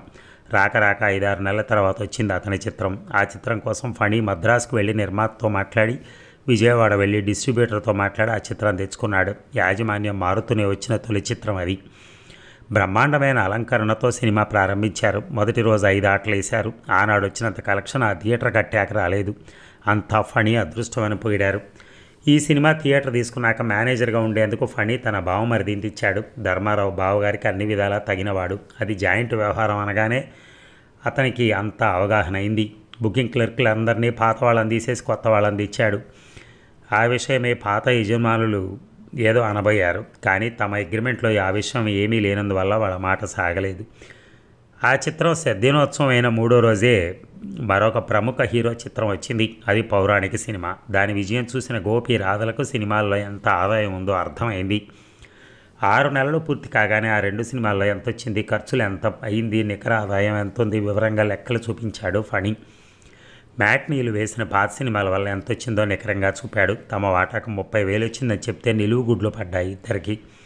ఈ సొమ్ములో పైసా ఇవ్వను మీ చేతికి, మన అసలు వడ్డీ వచ్చేసింది, వడ్డీతో సహాయం, మిగిలిన 6 నెలల్లో ఆడిందంతా ఆదాయమే అన్నాడు ఫణి. అక్కర్లేదు, ఇవ్వకండి, ఇంకో బిజినెస్లో పెట్టండి అంది రాధ. అప్పుడు ఒక ప్రపోజల్ పెట్టాడు ఫణి. మద్రాసులో మన హీరో గారు సొంతంగా ఒక చిత్రం ప్రారంభిస్తున్నారు. ప్రారంభోత్సవానికి రమ్మని ఆహ్వానం వచ్చింది. ఎగ్జిబిటర్స్గా మనం వెళ్ళాలి, అందరం వెళ్దాం. సంతోషంగా అంగీకరించింది రాధ. ఇద్దరు కాలేజీకి 15 రోజులు సెలవు పెట్టారు. అంతలో కాలేజీకి సెలవులు వచ్చేస్తాయని అటు నుంచి అటే మైసూరు వెళ్ళి వెకేషనల్ ఎంజాయ్ చేసి వస్తామని చెప్పారు ఇద్దరు. సెలవు గ్రాంట్ చేసుకుని అందరూ బయలుదేరారు చక్రవర్తి తెచ్చిన కారులో. స్వంత కారులో ప్రయాణం చాలా ఆనందంగా ఉంది. పాత అంబాసిడర్ కాస్త చౌకగా వస్తూ ఉంటే నలుగురికి ఉంటుందని ఉమ్మడిగా కొన్నాడు ఫణి. కాస్త మైనర్ రిపేర్స్ చేయించి కలర్ వేయించి మంచి కండిషన్లో ఉండేట్టుగా చేయించాడు. మద్రాసులో మంచి హోటల్లో దిగారు నలుగురు. ఫణికి డ్రైవింగ్ రావడం వల్ల సిటీ చూడటానికి కారులోనే ప్రయాణం అయ్యారు. ఆ వీధుల్ని ఆ మనుషుల్ని చూస్తూ ఉంటే డబ్బుంటే చిన్నపట్నంలోనే బ్రతకాలనిపించింది రాధకి. ఎవరెవరికో ఫోన్స్ చేశాడు ఫణి. ఆ సినిమా ప్రారంభ ముహూర్తం ఇంకా 2 రోజులు ఉంది. ఈ 2 రోజులు మద్రాసులో చూడవలసినవన్నీ చూద్దాం అనుకున్నారు. ప్యారిస్ కార్నర్తో ప్రారంభమైంది వాళ్ళ city trip. Snake Park, Gandhi Mandapam, Kalyana Mandapam, zoo, museum, aerodrome, Moore Market, Mount Road, T Nagar, library అన్నీ చూశారు. హైకోర్టులో లైట్ హౌస్ ఎక్కారు. సినిమా వాళ్ళ వైపు మళ్ళీంది సంభాషణ ఓ రోజు రాత్రి. సినిమా వాళ్ళని చూడాలనుందా అని అడిగాడు ఫణి. మరి చిన్నపిల్లలమా పల్లెటూరు రైతులమా అన్నాడు గోపి. కానీ నేను సినిమా నటీనటులు చూడాలి. నా అభిమాన నటి వాణిశ్రీ. ఆమె కృష్ణవేణి చూశాక తప్పక చూడాలనిపిస్తుంది. వీలైతే ఇంకా జమునను కూడా చూడాలి అంది రోజీ. నేను హీరోలను చూడాలి అంది రాధ. ఎందుకేమిటి చూడాలనిపిస్తుంది అంతే. పిచ్చి రోజు స్క్రీన్పై చూడలేదా? మనకి వాళ్ళకి ఏదైనా పరిచయం ఉంటే వెళ్ళి చూడొచ్చు, మాట్లాడచ్చు. అంతేగాని వెళ్ళి వాళ్ళని చూడాలనుకోవటం, వెళ్ళటం, ఏదో ముఖస్థుతిగా 4 మాటలు మాట్లాడటం, కాలాన్ని వ్యర్థం చేయటం నాకు నచ్చదు. నేను రాజుబాబుని చూడాలి. ఓహో, ఎందుకో? అతను ఎంత బాగా యాక్ట్ చేస్తాడు. అయితే మాత్రం వెళ్ళి మాట్లాడి అభినందించాలి. నవ్వాడు పకపక. ఇవన్నీ కుదరవు. షూటింగ్ రోజు హాజరైన వాళ్ళని చూస్తే చాలు. కానీ సినిమా షూటింగ్ చూడాలంటే చూసే ఏర్పాటు చేస్తాను అన్నాడు అతను. ఆ మాటలకి గోపి నవ్వాడు. సాని వాళ్ళని పగలు చూసినా, హోటల్లో కిచెన్ చూసినా, సినిమా షూటింగ్ చూసినా టేస్ట్ చచ్చిపోతుంది. షూటింగ్ చూడక్కర్లా. మరి అందరూ చూడాలనుకుంటారే, తెలియకొకటి. ఆ సాకుతో సినిమా యాక్టర్స్ని చూడొచ్చని 2. అన్నిటికీ అన్నీ చెప్పాడు. పోనీ రాజేశ్వరరావు గారిని, మహదేవన్ గారిని చూద్దాం అంది. పక్కన నవ్వాడు. ఎంత గొప్ప సంగీతం వినిపించారని మాట్లాడతారా? సంగీతాన్ని గురించి వాళ్ళు ఏదైనా మాట్లాడితే వెర్రిమోహాలు వేయాలి మనం. ఇవన్నీ పిచ్చి పిచ్చి ఊహలు. కానీ హాయిగా రేపు షూటింగ్ హాజరై తర్వాత మహాబలిపురం వెళ్దామన్నాడు గోపి. ఆడవాళ్ళిద్దరూ మోభావంగా ఉండిపోయారు. చివరికి తొలి షూటింగ్కి వెళ్ళారు. అందరి కోరికలు తీరాయి. కోరుకున్న నటీనటులే కాక చాలామంది వచ్చారు. నటించేవాళ్ళు కొందరు, అభినందించే నటన చేసేవాళ్ళు కొందరు వచ్చారు. డైరెక్టర్స్ని, టెక్నీషియన్స్ని పలకరింపుగా పరిచయం చేశారు. ఫంక్షన్ ముగిశాక షూటింగ్ కూడా చూసి వెళ్ళారు.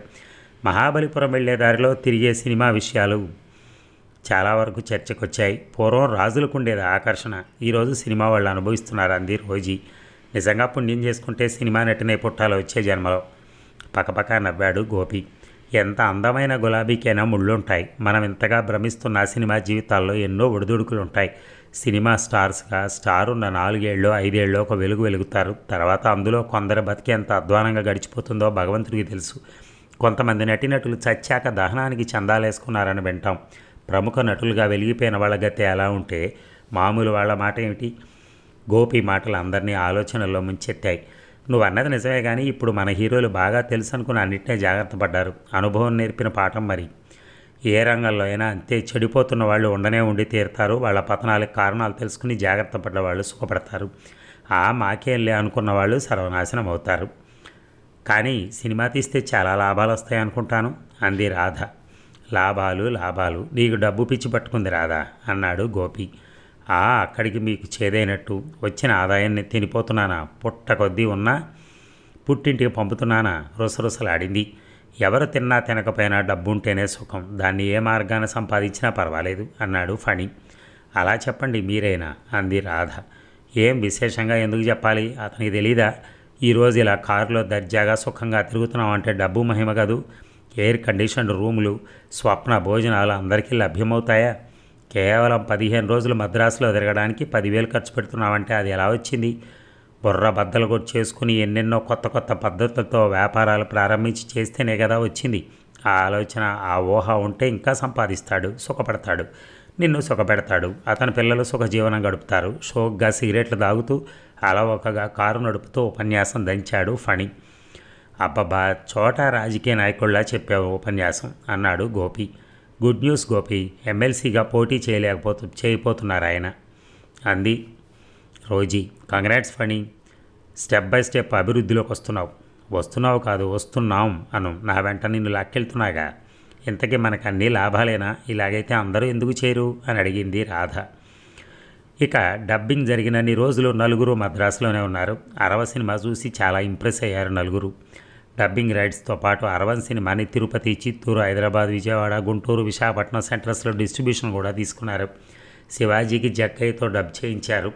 రోజీ గొంతు విన్న రికార్డిస్ట్ జయలలితకు కొన్ని డైలాగ్స్ చెప్పించాడు రోజీ చేత.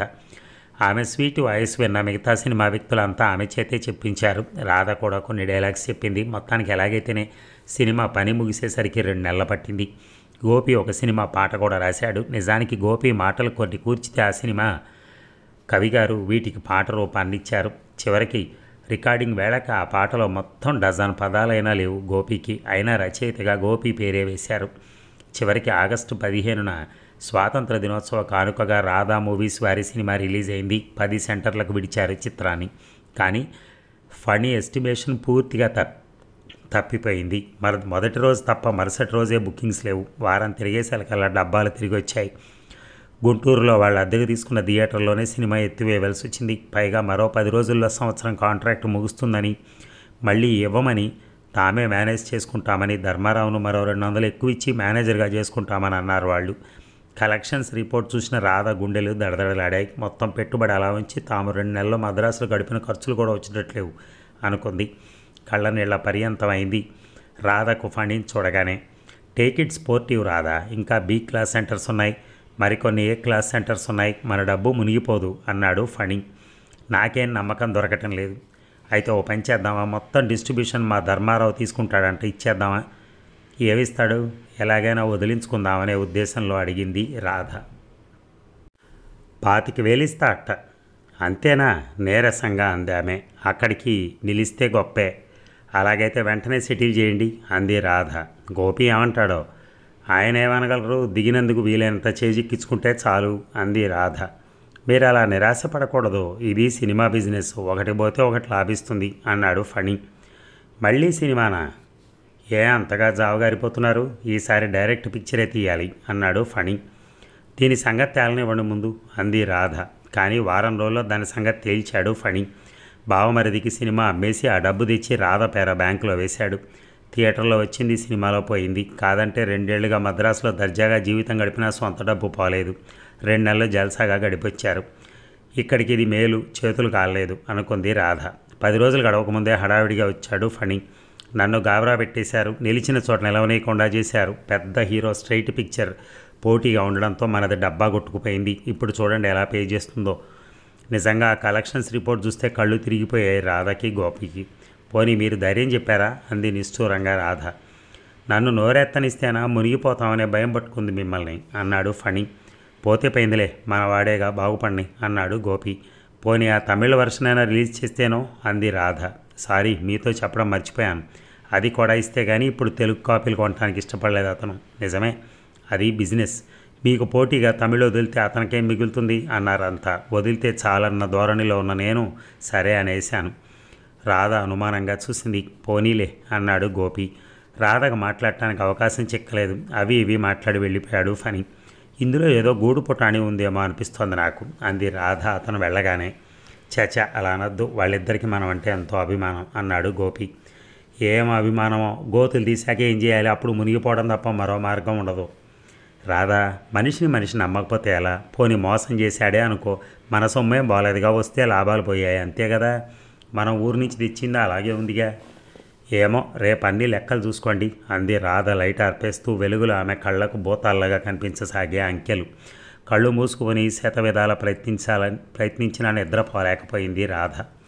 ఇక విపరీతంగా లాభాలు సంపాదించిన ధర్మారావు తన బావకి, అక్కకి, రాధకి, గోపికి వెట్ పార్టీ అరేంజ్ చేశాడు. ఆ పార్టీకే అతను ఖర్చు చేసిన డబ్బు చూసి అసూయపడింది రాధ. మరికొన్నాళ్ళు ఓర్పు వహించి ఉంటే ఆ డబ్బల్లా తనకొచ్చేదే కదా అనుకుంది. ముందుగా సినిమా నిర్మాణం అంటే భయపడినా తర్వాత రుచి మరిగిన రాధ ఎలాగైనా స్ట్రైట్ తెలుగు పిక్చర్ తీయాలని పట్టుబట్టింది. ప్రతిరోజు రాధ పోరుతూ ఉంటే భరించలేని గోపి ఒకరోజు థియేటర్కు ఫోన్ చేసి ఫణి అక్కడున్నాడని తెలుసుకుని వెళ్ళి రాధ కోరిక చెప్పాడు. నో, మళ్ళీ రిస్క్లో దిగటం నాకు ఇష్టం లేదు. నా మటుకు నాకు లాభాలు వచ్చినా నష్టాలు వచ్చినా పర్వాలేదు. ఒక దానిలో కాకపోతే మరో దానిలో వస్తుందనే ధైర్యం ఉంది. మీ విషయం అలా కాదు. Nothing doing. ఈసారి రాధ వల్ల ఏ కాంప్లికేషన్స్ రావు, ఐ ప్రామిస్ అన్నాడు గోపి. ఏమో, రాధని నేను పర్సనల్గా కాంటాక్ట్ చేస్తే తప్ప ఈసారి వెంచర్ చేయలేను. అలాగే, బాగా డిస్కస్ చేసి నిర్ణయాలు తీసుకునే వ్యవహారంలో దిగుదాం అన్నాడు గోపి. ఆ రోజు రాత్రే వచ్చాడు ఫణి. అతని వెంట ధర్మారావు కూడా వచ్చాడు. ఈసారి ఇతను కూడా భాగస్థుల్లో ఉంటానంటే తీసుకొచ్చాను. మీరు అంగీకరిస్తే చేర్చుకుందాం. మంచిదే, ఒకరికిద్దరు ఉంటేనే మంచిది అన్నాడు గోపి. డిస్కషన్లు సాగాయి. తను చదివిన ఒక తెలుగు నవల చాలా బాగుందని, అది సినిమా తీస్తే బాగా పోతుందని, కొత్త రైటర్ కాబట్టి అట్టే డిమాండ్ ఉండదని రోజీ చెప్పింది. ఆ నవల రాధ కూడా చదివింది. సినిమాకు మంచి సబ్జెక్టు, మంచి డైరెక్టర్ని కుదుర్చుకుంటే సరి అనుకుంది. ఓకే చేసింది.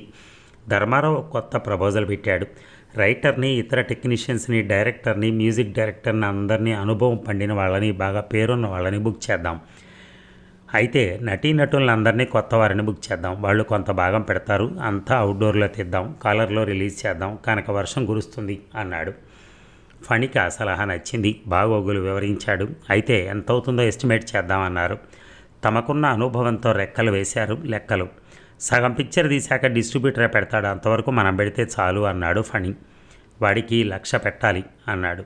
భయపడింది రాధ. ఆలోచించుకుని కార్యంలోకి దిగే ఉద్దేశంతో డిస్కషన్స్ వాయిదా వేసుకుని వెళ్ళిపోయారు అంతా.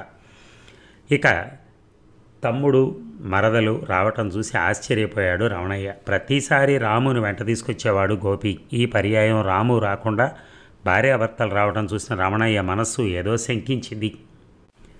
రాము ఏడి అని అడిగాడు మామూలు మాటలన్నీ అయ్యాక. వాడి విషయంలో ఆయనకి చాలా ఆతృతగా ఉంది. వాడిని కాన్వెంట్లో విడిచాం అంది రాధ. నిండా 3 ఏళ్లు నిండని పసివేదవికి అప్పుడే చదువులా? అలా అయ్యే దేశం ఇలా ఉంది. శారీరకంగా తగిన దృఢత్వం రాందే పిల్లల్ని చదువులో వేస్తే వాళ్ళు మానసికంగా ఎదగరు, శారీరకంగానూ ఎదగరు. నవ్వింది రాధ. లేదు బావగారు, చిన్నప్పటి నుంచే మంచి వాతావరణంలో పెరిగితే పిల్లలు మంచి అభివృద్ధిలోకి వస్తారు. అక్కడ పిల్లలకు మంచి అలవాట్లు కూడా నేర్పుతారు అంది ఆమె. నిట్టూర్చాడు రమణయ్య. అతను ఏమీ అనలేదు. ఆ రోజు వంట రాధే చేసింది. బావగారికి, భర్తకి తనే వడ్డించింది. మీ విషయం మీరు తెలుసుకోవట్లేదు బావగారు. అక్కయ్య పోగానే మీరు సన్యాసిలే అయిపోయారు. గొడ్డు కారంతో తిని కాలం గడుపుతున్నారు. ఇదేం బాగాలేదు. మీరు గుంటూరు వచ్చేయాల్సిందే అందే పచ్చళ్ళలో నెయ్యి వేసి తన పక్కన కూర్చుని వాళ్ళిద్దరికీ విసురుతూ. ఎవరున్నారమ్మా నేను సన్యాసినని? ఎవరన్నారు? ఇంత వ్యాసాంగం ఉంది, తమ్ముడి కుటుంబం ఉంది, నేను వ్యవసాయం ఉంది, నేను ఎలా సన్యాసిని అవుతాను? నవ్వుతూ అన్నాడు రమణయ్య. అది కాదన్నయ్య, మనకేం తక్కువైందని మీరు ఇలా కష్టపడాలి? అక్కడ నేను ఉద్యోగం చేస్తున్నాను కదా, వ్యాపారంలో బాగా కలిసి వస్తోంది. రాధ చేత ఉద్యోగం మాన్పించేయాలని ప్రయత్నం చేస్తున్నాను.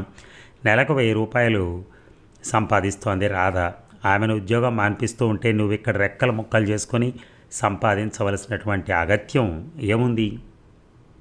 పప్పన్నం ముద్ద నోట్లో పెట్టుకున్న రమణయ్య వెంటనే జవాబు చెప్పలేదు. తర్వాత గ్లాసెడ్ నీళ్లు తాగి, గోపి, ఒక్కో వాతావరణంలో ఇమిడిపోయిన వ్యక్తి మరో వాతావరణంలో అతకలేడు.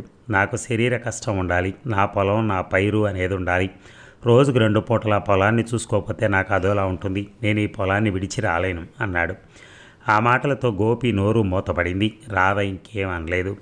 భర్తకి, బావకి కొసరు వడ్డించింది. వాళ్ళ భోజనాలు అయిపోయాక తను భోజనం చేసింది. భోజనానంతరం మళ్ళీ ముగ్గురు కూర్చున్నారు. గోపి తాంబూలం వేసుకుంటూ ఉంటే రాధ చిలకలు చుట్టిస్తూ ఉంది. రమణయ్య వాళ్ళ అనురాగానికి, ఆత్మీయతకు ముగ్ధుడయ్యాడు. దాంపత్యం అంటే అలా ఉండాలి అనుకున్నాడు. మళ్ళీ రాధ ప్రారంభించింది. మేము ఈ మధ్య ఒక సినిమా తీసాం బావగారు. ఫణిగారు తెలుసు కదా, మనము భాగంగా సినిమా తీసాం. నోరు వెళ్ళబెట్టాడు రమణయ్య. వీళ్ళేమిటిలా తయారయ్యారు? ఊరుకున్న ప్రాణాన్ని ఉసూరు పెట్టుకున్నట్టు సుఖంగా బతకలేక కష్టాలు తెచ్చుకుంటున్నారా అనుకున్నాడు. అరవన్ సినిమాని తెలుగులో డబ్ చేశాం అంతే. అదే యాక్టర్స్తో తెలుగు మాటలు, పాటలు వేరే వాళ్ళతో మాట్లాడించి తీసాం. బాగా పోయింది. అయితే మధ్యలో అమ్మటం వల్ల పెద్దగా లాభాలు రాలేదనుకో, కానీ 2 నెలలు మద్రాసులో దర్జాగా గడిపొచ్చాం అన్నాడు గోపి. రమణయ్య పలకలేదు. ఆ సినిమా పద్ధతి అది చూశాక అది మంచి లాభసాటి బేరం అనిపించింది మాకు. అంటే మళ్ళీ తీస్తున్నారా? అయితే ఈసారి డబ్బింగ్ సినిమా కాదు, మరేమిటి అన్నట్టు చూశాడు. అంతా కొత్త వాళ్లతో పూర్తిగా తెలుగు సినిమానే తీయాలనుకుంటున్నాం. చాలా అవుతుందేమో కదూ? సుమారు 4-5 లక్షల పైనే అవుతుంది తగ్గించి చెప్పాడు గోపి. అబ్బో, 4-5 లక్షలే? ఆ ఫణి బాగా ఉన్నవాడా ఏమిటి? ఉన్నవాడే, కానీ అంతా ఆయనే పెట్టడు. పైగా సినిమా ఎవరో పూర్తిగా తమ సొంత డబ్బుతో తీయరు. డిస్ట్రిబ్యూటర్స్ అనే ఉంటారు, వాళ్ళు పెడతారు. పిక్చర్ అయ్యాక తమ డబ్బు తీరిపోయాక మనకిస్తారు. రమణయ్య వింటూ విన్నాడు. వింటూ ఉన్నాడు. మొత్తం 5 వాటాలు, మనవి 2 వాటాలు, మన వాటాకు 1,50,000 ఇవ్వాలి. అబద్ధం ఆడాడు గోపి. రమణయ్య ఆము అనకపోవటంతో మళ్ళీ అన్నాడు, మనకింత క్రితం వచ్చిన లాభాలు అవి ఇందులో పెట్టగా ఇంకా దాదాపు 1,00,000 కావాలి. ఎక్కడుంది గోపి మన వద్ద అంత డబ్బు? మొన్న 25,000కే ఇల్లు అమ్మి తీసుకెళ్ళావుగా. నీ వద్ద ఉందని కాదన్నయ్య, ఎలాగైనా సంపాదించాలి. 1,00,000 రూపాయల అప్పు ఎవరిస్తారు గోపి? పేలవంగా నవ్వి అన్నాడు రమణయ్య. ఊరికే ఇవ్వక్కర్లా, పొలం ఉందిగా. పొలం తనఖా పెట్టాలా? తనఖాయో విక్రయమో అంది రాధ. రాధ ఆశ్చర్యంగా అన్నాడు రమణయ్య. పొలం అమ్మటమా? ఏమంటున్నావో ఆలోచించుకుంటున్నా అంటున్నావా అమ్మా? వీల్లేదమ్మా, ఈ పొలం అమ్మటానికి వీల్లేదు అన్నాడు రమణయ్య. కానీ మాకు డబ్బు కావాలిగా బావగారు. మీ ఇష్టం, ఏమైనా అనుకోండి, మరెక్కడైనా ప్రయత్నించండి, డబ్బు సంపాదించి సినిమా తీయండి, కానీ ఈ పొలం అమ్మటానికి వీల్లేదు. ఇది రాము అనుభవించవలసిన ఆస్తి అన్నాడు రమణయ్య. పెద్దవాళ్ళకి అనుభవించడానికి లేదు, ఎప్పుడో ఎదుగొచ్చే పిల్లలట. మీకేం తక్కువ చేశానమ్మా? ఈ పొలంపై పండిన హైవేస్ అంతా మీకే ఇచ్చాగా. తడవకి వేలకు వేలు తెచ్చాడుగా నీ భర్త. అప్పుడు కాదన్నానా? అప్పుడే కాదనుంటే పరిస్థితులు ఎలా ఉండేవో, కానీ ఇప్పుడు కాదనటానికి వీల్లేదు. అదే నేను అంటున్నాను. మీ ఇష్టం, ఏమైనా చేసుకోండి, ఈ పొలం అమ్మటానికి వీల్లేదని లేచి వెళ్ళిపోయాడు రమణయ్య. ఇద్దరు మొహాలు చూసుకున్నారు.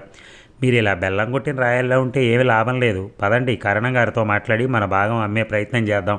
తర్వాత జరగబోయే విషయాలు లాయర్ గారిని సంప్రదిద్దాం. లాయరా? అవును. మన వాటా అమ్మినా ఎటూ చాలదు. ఇన్నేళ్లుగా మన వాటాపై వచ్చిన హైవేజ్కి గాను ఆయన భాగం ఇమ్మని అడుగుదాం. మనకి డబ్బు ఇచ్చినట్టు రుజువే ఉంది. అంతా అమ్మేశాక ఆయన అక్కడికి తప్పకుండా వస్తాడు. రాధా, అది చాలా అన్యాయం. ఆయనపై దావా తేవటానికి నా మనసు ఒప్పదు. నా మనసు ఒప్పుకుంటూ ఉందా? అదంతే ఒట్టి స్టంట్. ఆయనకి మీరన్నా పిల్లవాడన్నా పంచ ప్రాణాలు. మీకోసం ఏమైనా చేస్తారు. అవన్నీ తర్వాత ముందు కరణం గారి వద్దకు వెళ్ళి వద్దాం పదండి అంది రాధ. ఇద్దరూ కరణం గారి వద్దకు వెళ్ళారు. కుశల ప్రశ్నలు అయ్యాక ప్రస్తావనగా, మాకెంత ఆస్తుందో రాసి ఒక సర్టిఫికేట్ కావాలండి అని అడిగాడు గోపి. అలాగే, లక్షణంగా తీసుకెళ్ళండి అని రాసిచ్చాడు కరణం గారు. ఆ సర్టిఫికేట్ చూసుకున్న గోపి ఆశ్చర్యపోయాడు. అంతా రాసి ఇచ్చారేమిటండి? మా అన్నయ్య గారి భాగం కలపకండి, విడిగా నా పేరు ఎంత అనుభవానికి ఉందో అంతే రాసివ్వండి అన్నాడు గోపి. అంతా నీ పేరే రిజిస్టర్ అయ్యింది గోపి. రాధ కూడా ఆశ్చర్యపోయింది. మీరు చెప్పేది అర్థం కావట్లేదు అని అడిగింది. అమ్మా, మీ బావగారు ఈ కాలంలో ఉండవలసిన మనిషి కాదు. ఏ దైవాంశం ఉన్న యోగో శాపవశాన ఇలా పుట్టాడేమో అనిపిస్తుంది. ఆయన ధర్మాత్ముడు. ఏమంటున్నారు అన్నాడు గోపి. అవునమ్మా రాధ, మీ గోపి రమణయ్య సొంత అన్నదమ్ములు కాదు. గోపి రమణయ్య సవతి తమ్ముడు. తండ్రి పోయాక పుట్టింట్లో ఎవరు దిక్కులేని రామలక్ష్మి గారు భర్తను వెతుక్కుంటూ వచ్చింది. ఇక్కడికి వచ్చేసరికి భర్త పోయాడని తెలిసింది. కానీ ప్రాజ్ఞుడైన రమణయ్య తల్లిని తమ్ముడిని చేరదీశాడు. ఇంటి నుంచి చంద్రయ్య వెళ్ళగొడితే సవతి తల్లిని తమ్ముడిని తీసుకుని బయటకొచ్చాడు. తన శక్తితో సంసారాన్ని వృద్ధికి తేవటానికి శతవిధాలా కష్టపడ్డాడు. రాత్రింబవళ్ళు నిద్రాహారాలు లేకుండా శ్రమించాడు. ఆ రోజే పొలం కొనటానికి పెట్టుబడిగా సవతి తల్లి నగలమ్మి డబ్బు తేవటంతో నలుగురు శబాష్ అనేటట్టుగా కొన్న ఆస్తి అంతా తమ్ముడు పేర పెట్టాడు. మిగిలిన డబ్బంతా ఫలసాయంతో తీర్చాడు. అదే చిత్రం. రమణయ్య అడుగు పెడితే పొలం విరగ పండుతుంది. బంగారాన్ని పండించాడు. పొలము ఇల్లు సంపాదించుకున్నాడు. తమ్ముడిని చదివించాడు. యోగ్యురాల్ని నిన్ను తెచ్చి చేశాడు. కానీ విధి ఆయన్ని చిన్న చూపు చూసింది. భార్యాబిడ్డల్ని దూరం చేసింది. కొంత తెలిసింది, అయినా వింతగా ఉందంతా. తేరుకున్న భార్యాభర్తలు ఇద్దరు వస్తామని సెలవు తీసుకుని వచ్చేశారు. ఇంటికి వచ్చేసరికి రమణయ్య రాలేదు. ఇంకా ఏమిటండి అది అంది కళ్ళు తుడుచుకుంటున్న భర్తతో. రాధ, ఆ ఇల్లు నా పేర ఉన్నది. అమ్మితే నాకేదో బాధగా ఉంది. ఇప్పుడు ఈ విషయాలన్నీ తెలిసాక పొలం అమ్మటానికి కూడా మనస్కరించలేదు అన్నాడు గోపి. నిజమేనండి, ఆయన చేసిన దానికి చర్మం ఒలిసి చెప్పులు గుట్టించిన రుణం తీరదు. కానీ అలాంటి మహనీయుడిని ఇలా కష్టపడి చావు అని మనం వదిలేయటం కూడా బాగాలేదు. ఆయన్ని తీసుకెళ్ళి కాలు కింద పెట్టకుండా సాకాలి. మామూలుగా ఆయన రారు, పొలం అమ్మితేనే వస్తారు అంది రాధ.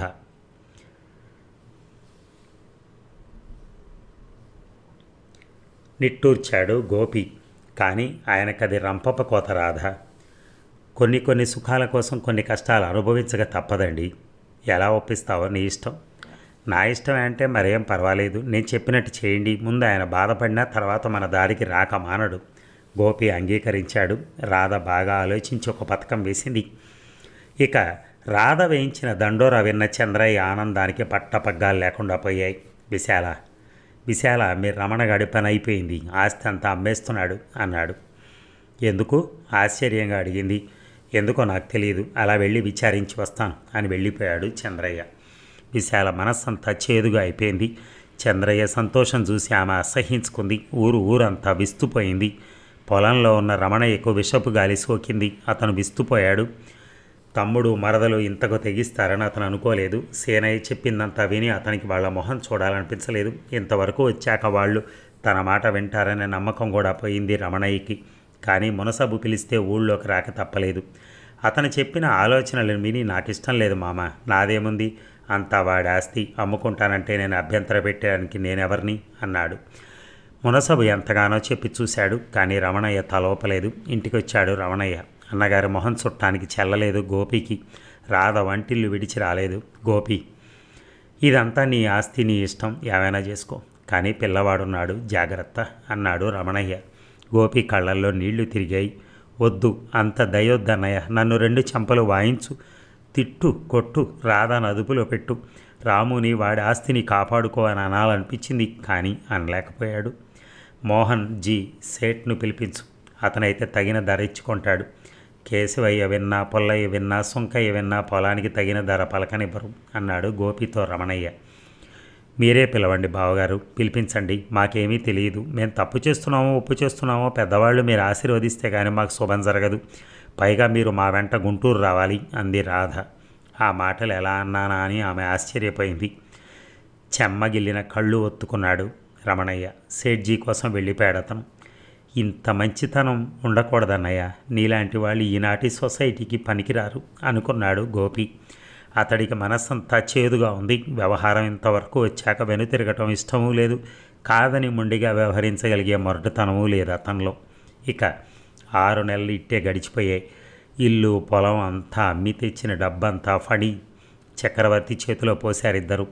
₹1,00,000 లెక్కించిస్తుంటే క్షణకాలం పాటు ఇద్దరికి గుండెలు దడదడలాడాయి. ఏమవుతుందో అని. ఫణి సినిమా ప్రారంభించాడు. గన్ షూట్ డైరెక్టర్ని పట్టాడు. విపరీతమైన పబ్లిసిటీ ఇచ్చాడు. నిర్మాతగా అతని పేరు మారు మోగిపోతోంది. రాధ ఉద్యోగానికి రాజీనామా ఇచ్చేసింది. గోపి 1 సంవత్సరం లీవ్ పెట్టాడు. ఈ 6 నెలల్లో 5గురికి విశ్రాంతి లేకపోయింది. నటీనటులను సెలక్షన్ చేసుకోవడంలో చాలా చిక్కు ఏర్పడింది. కొన్ని వేల మందిని చూశారు, కొన్ని వందల ఊళ్ళు తిరిగారు, కొన్ని ₹1,000 ఖర్చు అయ్యాయి. చివరికి చాకు లాంటి హీరో దొరికాడు. అతని BA తప్ప, అతని నటన తప్ప అతని వద్ద చిల్లి గవ్వలేదు. బాగా డబ్బున్నవాడు దొరుకుతాడేమో అనుకున్న వీరికి అది చాలా నిరాశ కలిగించింది. కానీ డైరెక్టర్ గారు అతన్ని సెలెక్ట్ చేశారు. పిక్చర్ చూశాక డిస్ట్రిబ్యూటర్స్ పరిగెత్తుకుంటూ వస్తారన్నాడు ఆయన. వీళ్ళకి నోరెత్తే అవకాశం లేకపోయింది. హీరోయిన్ విషయంలో ఇక డబ్బు అడగడానికి ఆస్కారమే లేకపోయింది. అనాథ శరణాలయంలో చదివి రిసెప్షనిస్ట్గా పనిచేస్తున్న ఆ అమ్మాయి ఏమి ఇవ్వగలదు? విలన్ వేషానికి సెలెక్ట్ అయిన అతను మాత్రం డబ్బు పెడతా అన్నాడు. అయితే పిక్చర్ కనీసం సగమన్నా కాందే పైసా ఇవ్వనన్నాడు. అది కరెక్టే అన్న డైరెక్టర్ని మాటను తీసేయలేకపోయారు. వాళ్ళ ఆశ అంతా డైరెక్టర్ మీదే ఉంది. అతను పట్టిందల్లా బంగారం అవుతుంది. అతని పిక్చర్ అంటే మినిమం గ్యారంటీ. అతను పెద్ద పెద్ద కంపెనీలకు తప్ప కొత్త వారికి పనిచేయడు. కానీ కొత్త వాళ్లతో ఎక్స్పెరిమెంట్ అనగానే వీళ్ళకి పనిచేయడానికి అంగీకరించాడు. 6 నెలలుగా పని ముమ్మరంగా సాగుతోంది. లొకేషన్ చూడటం అయిపోయింది. అందరినీ సెలెక్ట్ చేయడం జరిగింది. స్క్రిప్ట్ చేర్పులు మార్పులతో పకడ్బందీగా తయారైంది. అప్పుడు తెచ్చిపెట్టాడు చిక్కు ఫణి. డబ్బు కావాలని, అతను వినటం లేదని అనటం విని విస్తుపోయారు. డబ్బు కావాలి అని అంటాం. ఫణి, ఉన్నదల్లా అమ్మేసి తెచ్చిపెట్టాం, మా వద్ద ఇంకేముంది అన్నాడు గోపి. మీరు ఎంత పెట్టారో అంతా నేను పెట్టానుగా. అవును, మరి ఇప్పుడు పని సాగాలంటే కనీసం మరో 2 లక్షలైనా కావాలంటున్నాడు డైరెక్టర్. ఎక్కడి నుంచి తేవాలి? అది ఆయనకేం తెలుసు. ఫణి, నీ వ్యవహారం నాకు అర్థం కావట్లా. నీ మనసులో ఉద్దేశం ఏంటో చెప్పు. నాకు మనసులో ఒకటి, మాటల్లో ఒకటి, ఉద్దేశాలు ఉండవు. ఎన్ని చెప్పినా, ఎంత ఆలోచించినా సినిమా ఆపడానికి వీల్లేదు. ఇప్పుడు ఆపేస్తే మనకు మంచినీళ్ళు పుట్టవు అన్నాడు ఫణి. ఈ మాటల ఫుట్బాల్ అక్కర్లేదు, వివరంగా చెప్పు. డబ్బు కావాలంతే, తాపీగా సిగరెట్ వెలిగించి అన్నాడు ఫణి. డబ్బు అది ఎలా వస్తుంది? నవ్వాడు ఫణి గోపి ఆరాటాన్ని చూసి. అది తెలిస్తే చిక్కే ఉంది, వెళ్ళి తెచ్చుకోవటమేగా. నీకు నవ్వులాటగా ఉందా ఫణి? నాకు నవ్వుకోవటం హాబీ. ప్రతిదానికి గాబరా పడి తలకిందులు కావటం నాకు అలవాట్లేదు. అంతేనా, ఇంకేమైనా అలవాట్లున్నాయా? నిశ్చితంగా చూశాడు ఫణి. గోపి, 2 అర్థాల మాటలు నాకు రావు. వస్తే డైలాగులు రాసుకునేవాడిని. గోపి, మాటల వల్ల పనులు కావు, పైగా మనసులు విరుగుతాయి. గోపి జవాబు చెప్పలేదు. మనిషి వాటాక 40,000 తేవాలి. మీరు తేగలిగిన మార్గం ఉంటే చెప్పండి. ఇక ఒకటే మార్గం, బిచ్చమెత్తుకోవటం. ఉన్నదంతా ఊడ్చి తెచ్చాం. మీ అన్నయ్య? అతని మాట పూర్తి కాకముందే, అన్నయ్య? మా అన్నయ్య వద్ద ఇంకేముంది? ఉండడానికి ఇల్లు, తినడానికి తిండే లేకుండా చేసి వచ్చాం. అసలు ఊళ్ళో ఉన్నాడో ఈ లోకల్లో ఉన్నాడో లేదో. ఐఎమ్ సారీ గోపి, డబ్బులు ఎందే పని జరగదు. లేదా ఇప్పుడు ఇలాగే వెళ్ళి ఫైనాన్షియర్ చేతుల్లో పడాలి. అంటే అంటే ఏముంది? సిద్ధ అన్నాన్ని వాళ్ళ చేతుల్లో పెట్టాలి. వాళ్ళు పిక్చర్ పూర్తి చేస్తారు. రిలీజ్ రైట్స్ వాళ్ళవి. వాళ్ళ అప్పు తీరిన తర్వాత ఏడాదికో 2 ఏళ్లకో 3 ఏళ్లకో మన డబ్బులు మనకిస్తారు. అప్పుడు సెకండ్ రన్లో వచ్చిందే మన వాటా. నిర్ఘాంతపోయాడు గోపి. ఆలోచించుకుని నిర్ణయం తీసుకోండి. నాకే 2 ఏళ్లకో 3 ఏళ్లకో తిరిగి వచ్చినా పర్వాలేదు అని వెళ్ళిపోయాడు ఫణి. ఫణి కాళికాదేవిలా గర్జించింది రాధ. రాధ మర్యాదగా పిలువు అంది రోజీ. మర్యాదేమిటి నీకు బజారు ముండా? షటప్ రాధా, మా ఇంటికొచ్చి మమ్మల్ని అవమానిస్తావా? పరువు నష్టం దావా వేసి నిన్ను కోర్టుకి ఎడుస్తాను. ఫణి జాగ్రత్త, నా చేతిలో చావు తప్పించుకోవాలంటే నేను చెప్పినట్టు చేయండి, మరో మార్గం లేదు నీకు అన్నాడు గోపి. తాగొచ్చావా గోపి? తాగు నేర్పింది నీ పెళ్ళామ్మండే. మర్యాద ఇచ్చి పుచ్చుకో గోపి. మనం మంచిగా కలిసాం, మంచిగా తిరిగాం. ఇప్పుడు ఇష్టం లేకపోతే మంచిగా విడిపోదాం శాంతంగా అన్నాడు ఫణి. అతన్ని చూస్తే అసహ్యం వేసింది గోపికి. మంచి ఇంకా ఎక్కడుంది? నాకు మనుషుల మంచితనంలో నమ్మకం పోయింది. మంచిదే, ఇకనైనా జాగ్రత్తగా ఉంటావు. ఫణి అరిచింది రాధ. ఎందుకు అరుస్తావు రాధ? నేను నీ భర్త మాట్లాడుతున్నా కదా, మౌనంగా ఉండు. చూడు, నా భార్య ఏమైనా అంటూ ఉందా? నంగనాచి తొంగముళ్ళు చేయవలసింది అలా చేసి కూర్చున్నాక ఇప్పుడు అంటానికేముంది? చేశామంటున్నావు. ఏం చేసామేమిటి మేము? సిగ్గులేక అడుగుతున్నావా మళ్ళీ? హాయిగా ఉద్యోగం చేసుకుంటున్న మమ్మల్ని స్నేహం మీద మోసం చేశారు. బిజినెస్ అంటూ దింపారు. సర్వస్వం దోచుకున్నారు. ఇంకేం చేయాలి?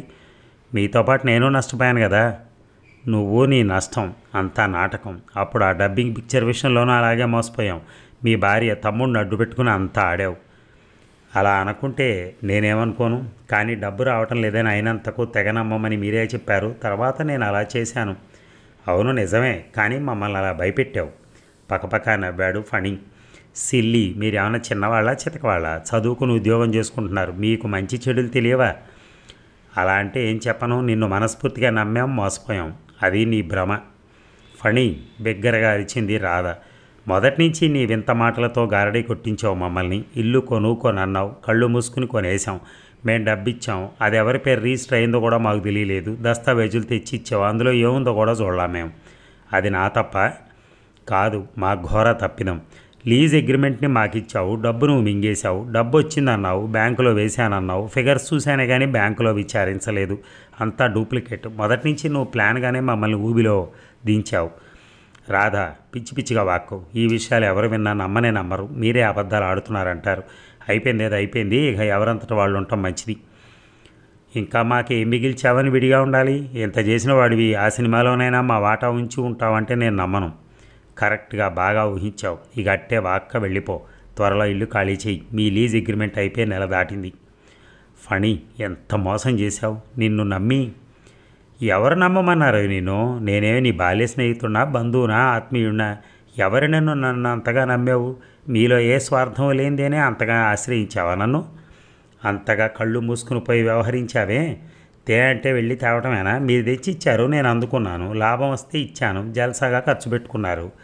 చిన్న చేపని పెద్ద చేప తినటం సహజం అన్నది తెలియని మీరు దివాలా తీయటంలో వింతే ఉంది. ప్రపంచ జ్ఞానం లేని వ్యక్తులకు ఆస్తిపాస్తులు ఉండడం కూడా నేరమే.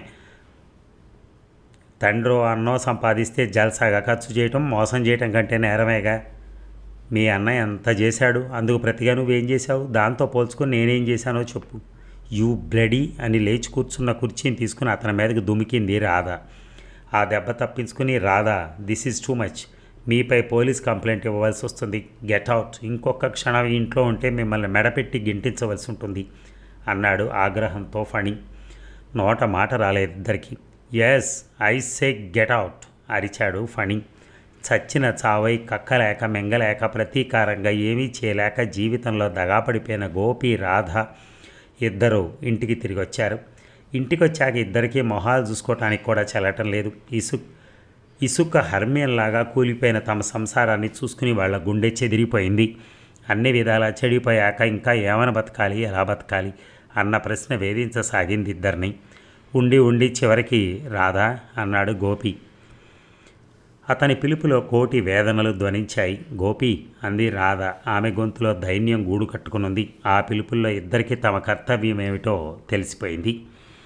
ఇక తమ్ముడు మరదలు ఆస్తి అంతా సేట్జీకి అమ్మే వరకు రమణయ్య ఊళ్ళోనే ఉన్నాడు. బేరం కుదిరి రిజిస్టర్ పలానా రోజు అనుకోగానే రమణయ్య మళ్ళీ రాధా గోపిలకు కనిపించలేదు.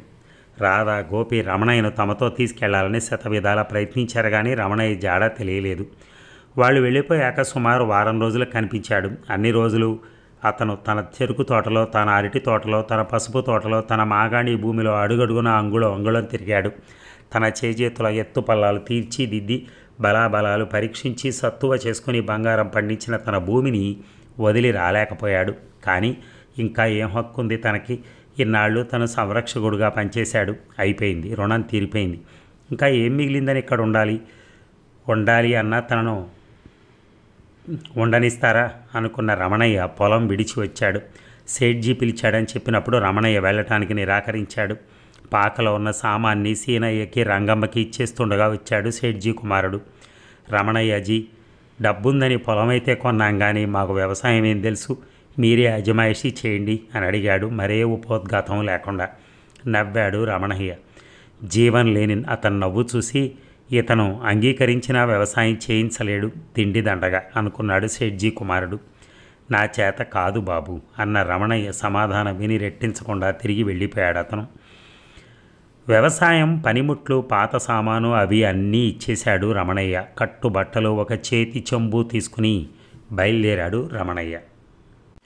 ఊరి సరిహద్దులు దాటబోతూ ఉన్న రమణయ్యకు మునసబు కనిపించాడు. ఆయన్ని చూడగానే మొహం తప్పించుకోబోయాడు రమణయ్య.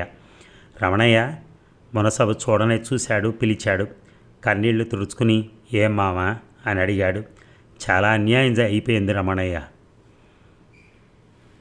ప్రాప్తం మామ, ఏది అంతవరకు అంతే. పుట్టెడు ఆముదంలో మునిగినా అంటినంతే దక్కేది. ఇంతకీ ఎక్కడికి నీ ప్రయాణం? ఊళ్ళో ఇల్లు లేదు, అడవిలో చేను లేదు. నా ప్రయాణం ఎక్కడికైతేనే మామ. ప్రాణం తీసుకునే హక్కు భగవంతుడిదే కానీ మనకు లేదు. బోందీలో గాలి ఆడుతున్నన్ని రోజులు ఈ పొట్టకు ఇంత వేసుకుంటూ బతకాలిగా. ముదిపి ముప్పుందుం బ్రతికిన మనిషల్లే మాట్లాడతావే రమణ. దిక్కు మొక్కు లేని వాళ్ళ అలా వెళ్ళిపోవటం నేను చూడలేను రమణ నిన్ను. నవ్వాడు రమణయ్య. నీలాంటి వాళ్ళ అభిమానం ఉన్న నాకేం మామ. నేనెవరూ లేని వాడిని ఎలా అవుతాను? నువ్వు ఉన్నావుగా, అదే చాలు అన్నాడు. మునసబు కళ్ళు మెలమెల మెరిశాయి. అల్లుడు, ఆ మాట మీద నిలబడతావా?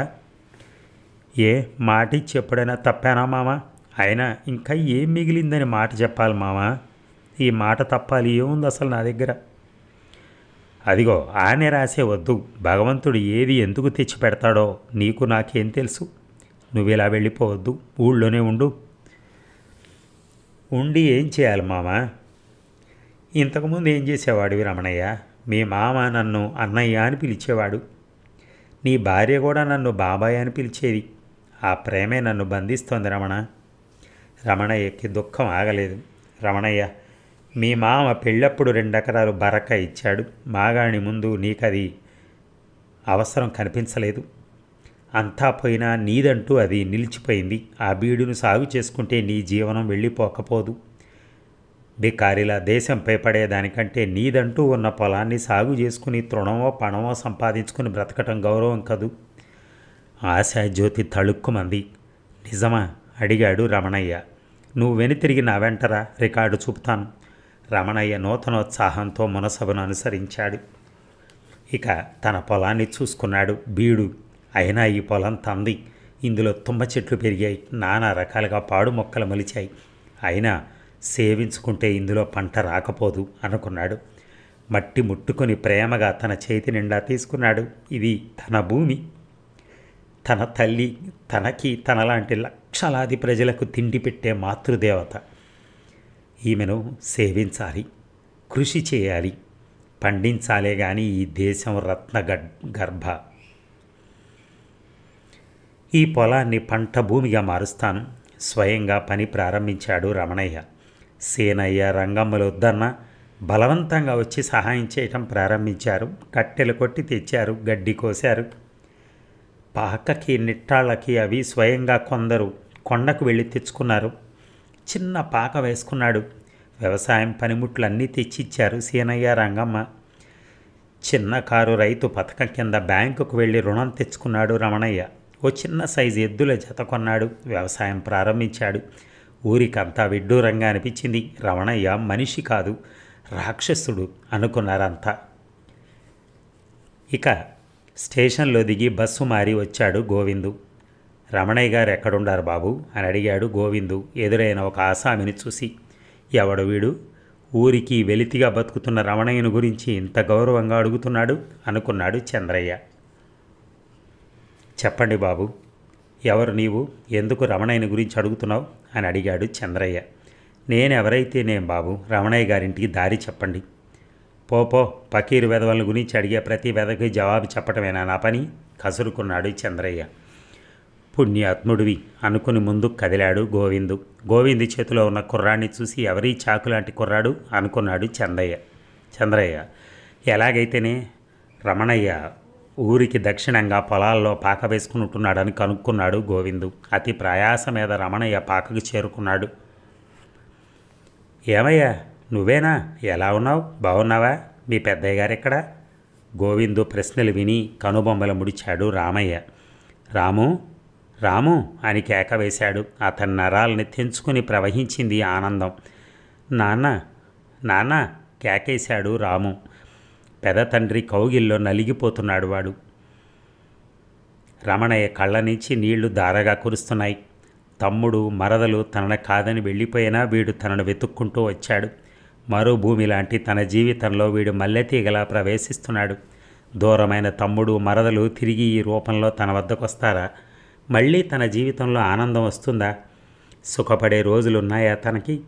తమ్ముడు మరదలు తిరిగి తన దగ్గరికి తీసుకోవాలనుకుంటున్నారా? ఎక్కడయ్యా మీ రమణయ్య గారు అని అడిగాడు గోవిందు చంకలో ఉన్న బాబును ముద్దాడుతూ. నేనే గోవిందు, ఆ దౌర్భాగ్యుడు రమణయ్యని నేనే అన్నాడు రమణయ్య నవ్వుతూ. రాముని చూడగానే తిరిగి తన జీవితంలో వసంతం ప్రవేశించినట్టుగా ఉంది ఆయనకి. బాబుగారు మీరా రమణయ్య గారు, అంటే గోపి గారు అన్నగారా మీరు? మరి ఆ రోజు నవ్వాడు రమణయ్య. అదంతేలే, కానీ సంగతి ఏమిటో చెప్పు. వీళ్ళమ్మ నాన్న బాగున్నారా? వాళ్ళు పిలిస్తే నేను రాలేదని ఎన్ని పంపారా? అయినా నేను రాలేను గోవిందు. ఆ టౌన్ గాలి నాకు పడదు. ఏదో మా మావ ఇచ్చిన పొలం ఉంది, దీన్ని సాగు చేసుకుంటూ బ్రతుకు నెట్టేస్తాను గొల్లుమన్నాడు గోవిందు. వాడి ఏడుపుకి కారణం తెలియని రమణయ్య గాబరా పడ్డాడు. ఏమైంది గోవిందు, ఎందుకు ఏడుస్తున్నావు? గోవిందుకి నోట మాట పెగల్లేదు. ఇంత బంగారం వంటి మనిషిన తన అయ్యగారు మోసం చేసింది. వెధవ డబ్బు, పాపిష్టి డబ్బుని మనిషి సంపాదిస్తాడు, కానీ డబ్బు మనిషిని సంపాదిస్తుందా? ఎంత ఉంటే మాత్రం ఏమిటి? ఇలాంటి మనిషిని సంపాదించుకోగలరా ఎవరైనా? గోవిందు ఆలోచనలు తెగిపోయేలా పలకరించాడు రమణయ్య. గోవిందు ఏమిటి సంగతి? గోవిందు సమాధానం చెప్పదలుచుకోలేదు. ఈ పవిత్ర హృదయుడి మనస్సు గాయపరచలేరు. మీ తమ్ముడు మరదలు మీ అయ్యగారి చేతిలో, మా అయ్యగారి చేతిలో దగాపడ్డారు. మనుషుల్లాగా బతికారు. అదే చోట అవమానం పొంది బతకలేక ప్రాణం కంటే మానం విలువైందని రుజువు చేసి వెళ్ళిపోయారు. తల్లిదండ్రులు లేని దిక్కులేని పసిబాలుండి మీకు అప్పగించడానికి వచ్చాను. ఈ కుర్రాన్ని పెంచే బాధ్యత మీదే అని చెప్పలేకపోయాడు గోవిందు. బాబుగారు నేను వెళ్ళొస్తాను, బాబుని జాగ్రత్త అని కదిలాడు. రమణయ్యకు గోవిందు మాటలు ఆశ్చర్యం కలిగించాయి. గోవిందు అని కేకేశుడు వెళుతున్న గోవిందుని చూసి ఆపేశాడు. నాన్న గోవిందు వెళ్ళిపోని అన్నాడు రాము. ఎందుకురా నాన్న? తిరిగి పనిలోకి వెళ్ళాలిగా, ఫణి మామయ్య అతన్ని వెంటనే రమ్మన్నాడు అన్నాడు రాము. మరి నువ్వో? నేనిక్కడే ఉంటాను. అమ్మా నాన్న ఎక్కడున్నారు నాన్న? ఎక్కడికి పోయారు? ఆశ్చర్యంగా అడిగాడు రమణయ్య. చచ్చిపోయారు అంది రోజీ అత్త. ఫణి మామయ్యేమో ఎక్కడికో వెళ్ళారన్నాడు రాము. ఏమిట్రా నువ్వంటున్నది? నిజం పెదనాన్న, ఇక నుంచి నువ్వే నాన్నవి, రోజీ అత్త చెప్పింది. రమణయ్యకు అంతా అర్థం కాసాగింది. రాము అని పిల్లవాడిని దగ్గరకు తీసుకున్నాడు. అతని కళ్ళ వెంట నీరు అవిరళ ధారగా కురుస్తోంది. ఇక 6 నెలలు గడిచాయి. రమణయ్య ఆ చేనును సాగు చేశాడు. పంట ముఖమైంది. పొలం దూరంగా ఉన్న మునసబు పొలాన్ని ఇంచి స్వయంగా కాలవ తవ్వాడు రమణయ్య. చేలో మిరప నాటాడు. కంచె చుట్టూ రకరకాల పూల మొక్కలు, కాయగూర మొక్కలు నాటాడు. దోస పిందెని తెంపి తిని చేదుగా ఉంది అని విసిరి కొట్టాడు రాము. వాణ్ణి చూసి నవ్వాడు రమణయ్య. ఇంకో మొక్క వద్దకు వెళ్ళి తెంచుకుని తిన్నాడు రాము. కలువ వెంట నీళ్లు వస్తున్నాయి కాలువ వెంట. అక్కడ అడ్డం వేసి ఆ చేలుకు మళ్ళిచ్చు అన్నాడు రమణయ్య. తన బుల్లి చేతులతో 6 ఏళ్ల రాము మట్టి తీసి నీరు మళ్ళించి ఆ వైపు అడ్డుకట్ట వేసి పార పక్కకు వేసి మట్టి అయిన తన చేతుల్ని తుడుచుకున్నాడు. ఒరే రాము, మనం మట్టి మనుషులం. మనకి మట్టిమై కాలదు రాము. మనం మట్టిలో పుట్టాం, మట్టిలో పెరుగుతున్నాం, మట్టిలో కలిసిపోతాం. మనము మట్టి మనుషులం, మధ్యతరగతి మనుషులం. రమణయ్య చెబుతున్నదేమిటో బాగా తెలియకపోయినా నవ్వాడు రాము. మట్టి తీసి ఆనందంగా తన చేతులకు రుద్దుకున్నాడు. అది చూసి పక్కపక్క నవ్వాడు రమణయ్య. అదండి సీరియల్. చాలా చాలా చాలా బాగుంది సీరియల్ నిజంగా. ఒక అన్న పడిన కష్టాన్ని తమ్ముడు ఏ విధంగా వాడుకున్నాడు. ఆ అన్న చివరికి ఏకాకిగా మళ్ళీ 0 నుంచి మొదలెట్టాడు జీవితాన్ని. ఒకప్పుడు ఇంటి యజమాని అతను జీతగాడిగా చేస్తున్నప్పుడు అతన్ని పడనీయక ఇంట్లో నుంచి వెళ్ళిపోమనంటే అక్కడి నుంచి బయటకు వచ్చి ఎంతో బాధపడి ఇల్లు సంపాదించుకుని పెద్ద ఇల్లు కట్టి వ్యవసాయం చేసి ఇంత చేస్తే మళ్ళా తమ్ముడు మరదల వలన ఉన్న ఆస్తి అంతా పోయి మళ్ళా రోడ్డు మీదకి వచ్చి నిలబడ్డాడు. ఒక్కొక్కసారి అనిపిస్తూ ఉంటుందండి నిజంగా. నాకు అప్పుడప్పుడు ఏడుపు వచ్చేది కూడా అందుకే. ఎందుకంటే భగవంతుడు కొందరితోనే ఎక్కువ విచిత్రాలు చేస్తాడేమో, కొందరిని వదిలేస్తాడేమో అలాగా. ఎందుకు మళ్ళీ ఏమన్నంటే పెద్దోళ్ళు అంటారు రాత అంటారు. ఏమి రాత అండి అది? భయంకరమైన రాత. అది జీవితం దౌర్భాగ్యం అండి నిజంగా. ఒక పక్కన చంద్రం విలనిజం, చివరికి భార్యను కొడుకుని చంపేయటం, ఇలాగా రకరకాలుగా. ఇటు పక్కన తమ్ముడు మరదలు, ఇంతమంది ఎదురు తిరిగి ఇంతమంది బాధ పెట్టి ఉన్న భార్య పోయి ఇంకా ఆయన ఏం బతుకుతాడండి? నాకు అర్థం కాదు నిజంగా. నిజంగా మధ్యతరగతి మనిషి అని కరెక్ట్గా అనిపించుకున్నాడు. ఆ కథ నిజంగా ఆ యామిని సరస్వతి గారికి చెయ్యెత్తి దండం పెట్టచ్చు. ఇంత గొప్ప స్టోరీ రాసి దానికి ఆ పేరు పెట్టి, నేను ఆ పేరు చూసినప్పుడే అనుకున్నాను ఇది చదవాలి కంపల్సరీ కానీ నన్ను ఇంత ఏడిపిస్తుందని మాత్రం అనుకోలేదు. నేను ఊహించలేదు అసలు. యాక్చువల్గా మామూలుగా ఏదో క్యాజువల్గా ఉంటుంది మధ్యతరగతి బతుకులు అనుకున్నాను. కానీ ఇంత త్యాగం, ఇంత ఇది నిజంగా. అమ్మ సరస్వతి గారు, మీకు నా నమస్సు మాంజలులు. నిజంగా ఎంత బాగా రాశారండి. ప్రతి దాంట్లో మెలికలు తిప్పుకుంటూ వచ్చారు స్టోరీని కూడా. నాకు చాలా ఆనందం అనిపించింది. చంద్రం అనే అతని దగ్గర పైసలు ఉన్నా ఆయన ఏం చేయలేకపోయాడు. కానీ ఏమీ లేకపోయినా కొన్ని ఎకరాలు కొనేసి జీవితాంతో పోరాడాడు రమణయ్య. కానీ ఏమైంది? మళ్ళా మొదటి నుంచి వస్తున్నాడు. ఇప్పుడు మళ్ళా మధ్యలో తమ్ముడు తినేశాడు. ముందు చంద్రం తినేశాడు, తర్వాత తమ్ముడు తినేశాడు. ఇప్పుడు మళ్ళా మొదలెడుతున్నాడు. ఎవరి కోసం? ఇప్పుడు ఆయన కొడుకే అనుకోండి, తమ్ముడు కొడుకే. కానీ ఆయన కొడుకు ఆయన కొడుకు అప్పచెప్పడానికి ఎంతో కొంత మళ్ళీ మొదలెడతాడు కష్టం. కష్టపడేవాడు ఎప్పుడు కష్టపడుతూనే ఉంటాడు, సుఖపడేవాడు ఎప్పుడు సుఖపడుతూనే ఉంటాడు. అదే జీవితం అంటే. Thank you very much. ధన్యవాదాలు.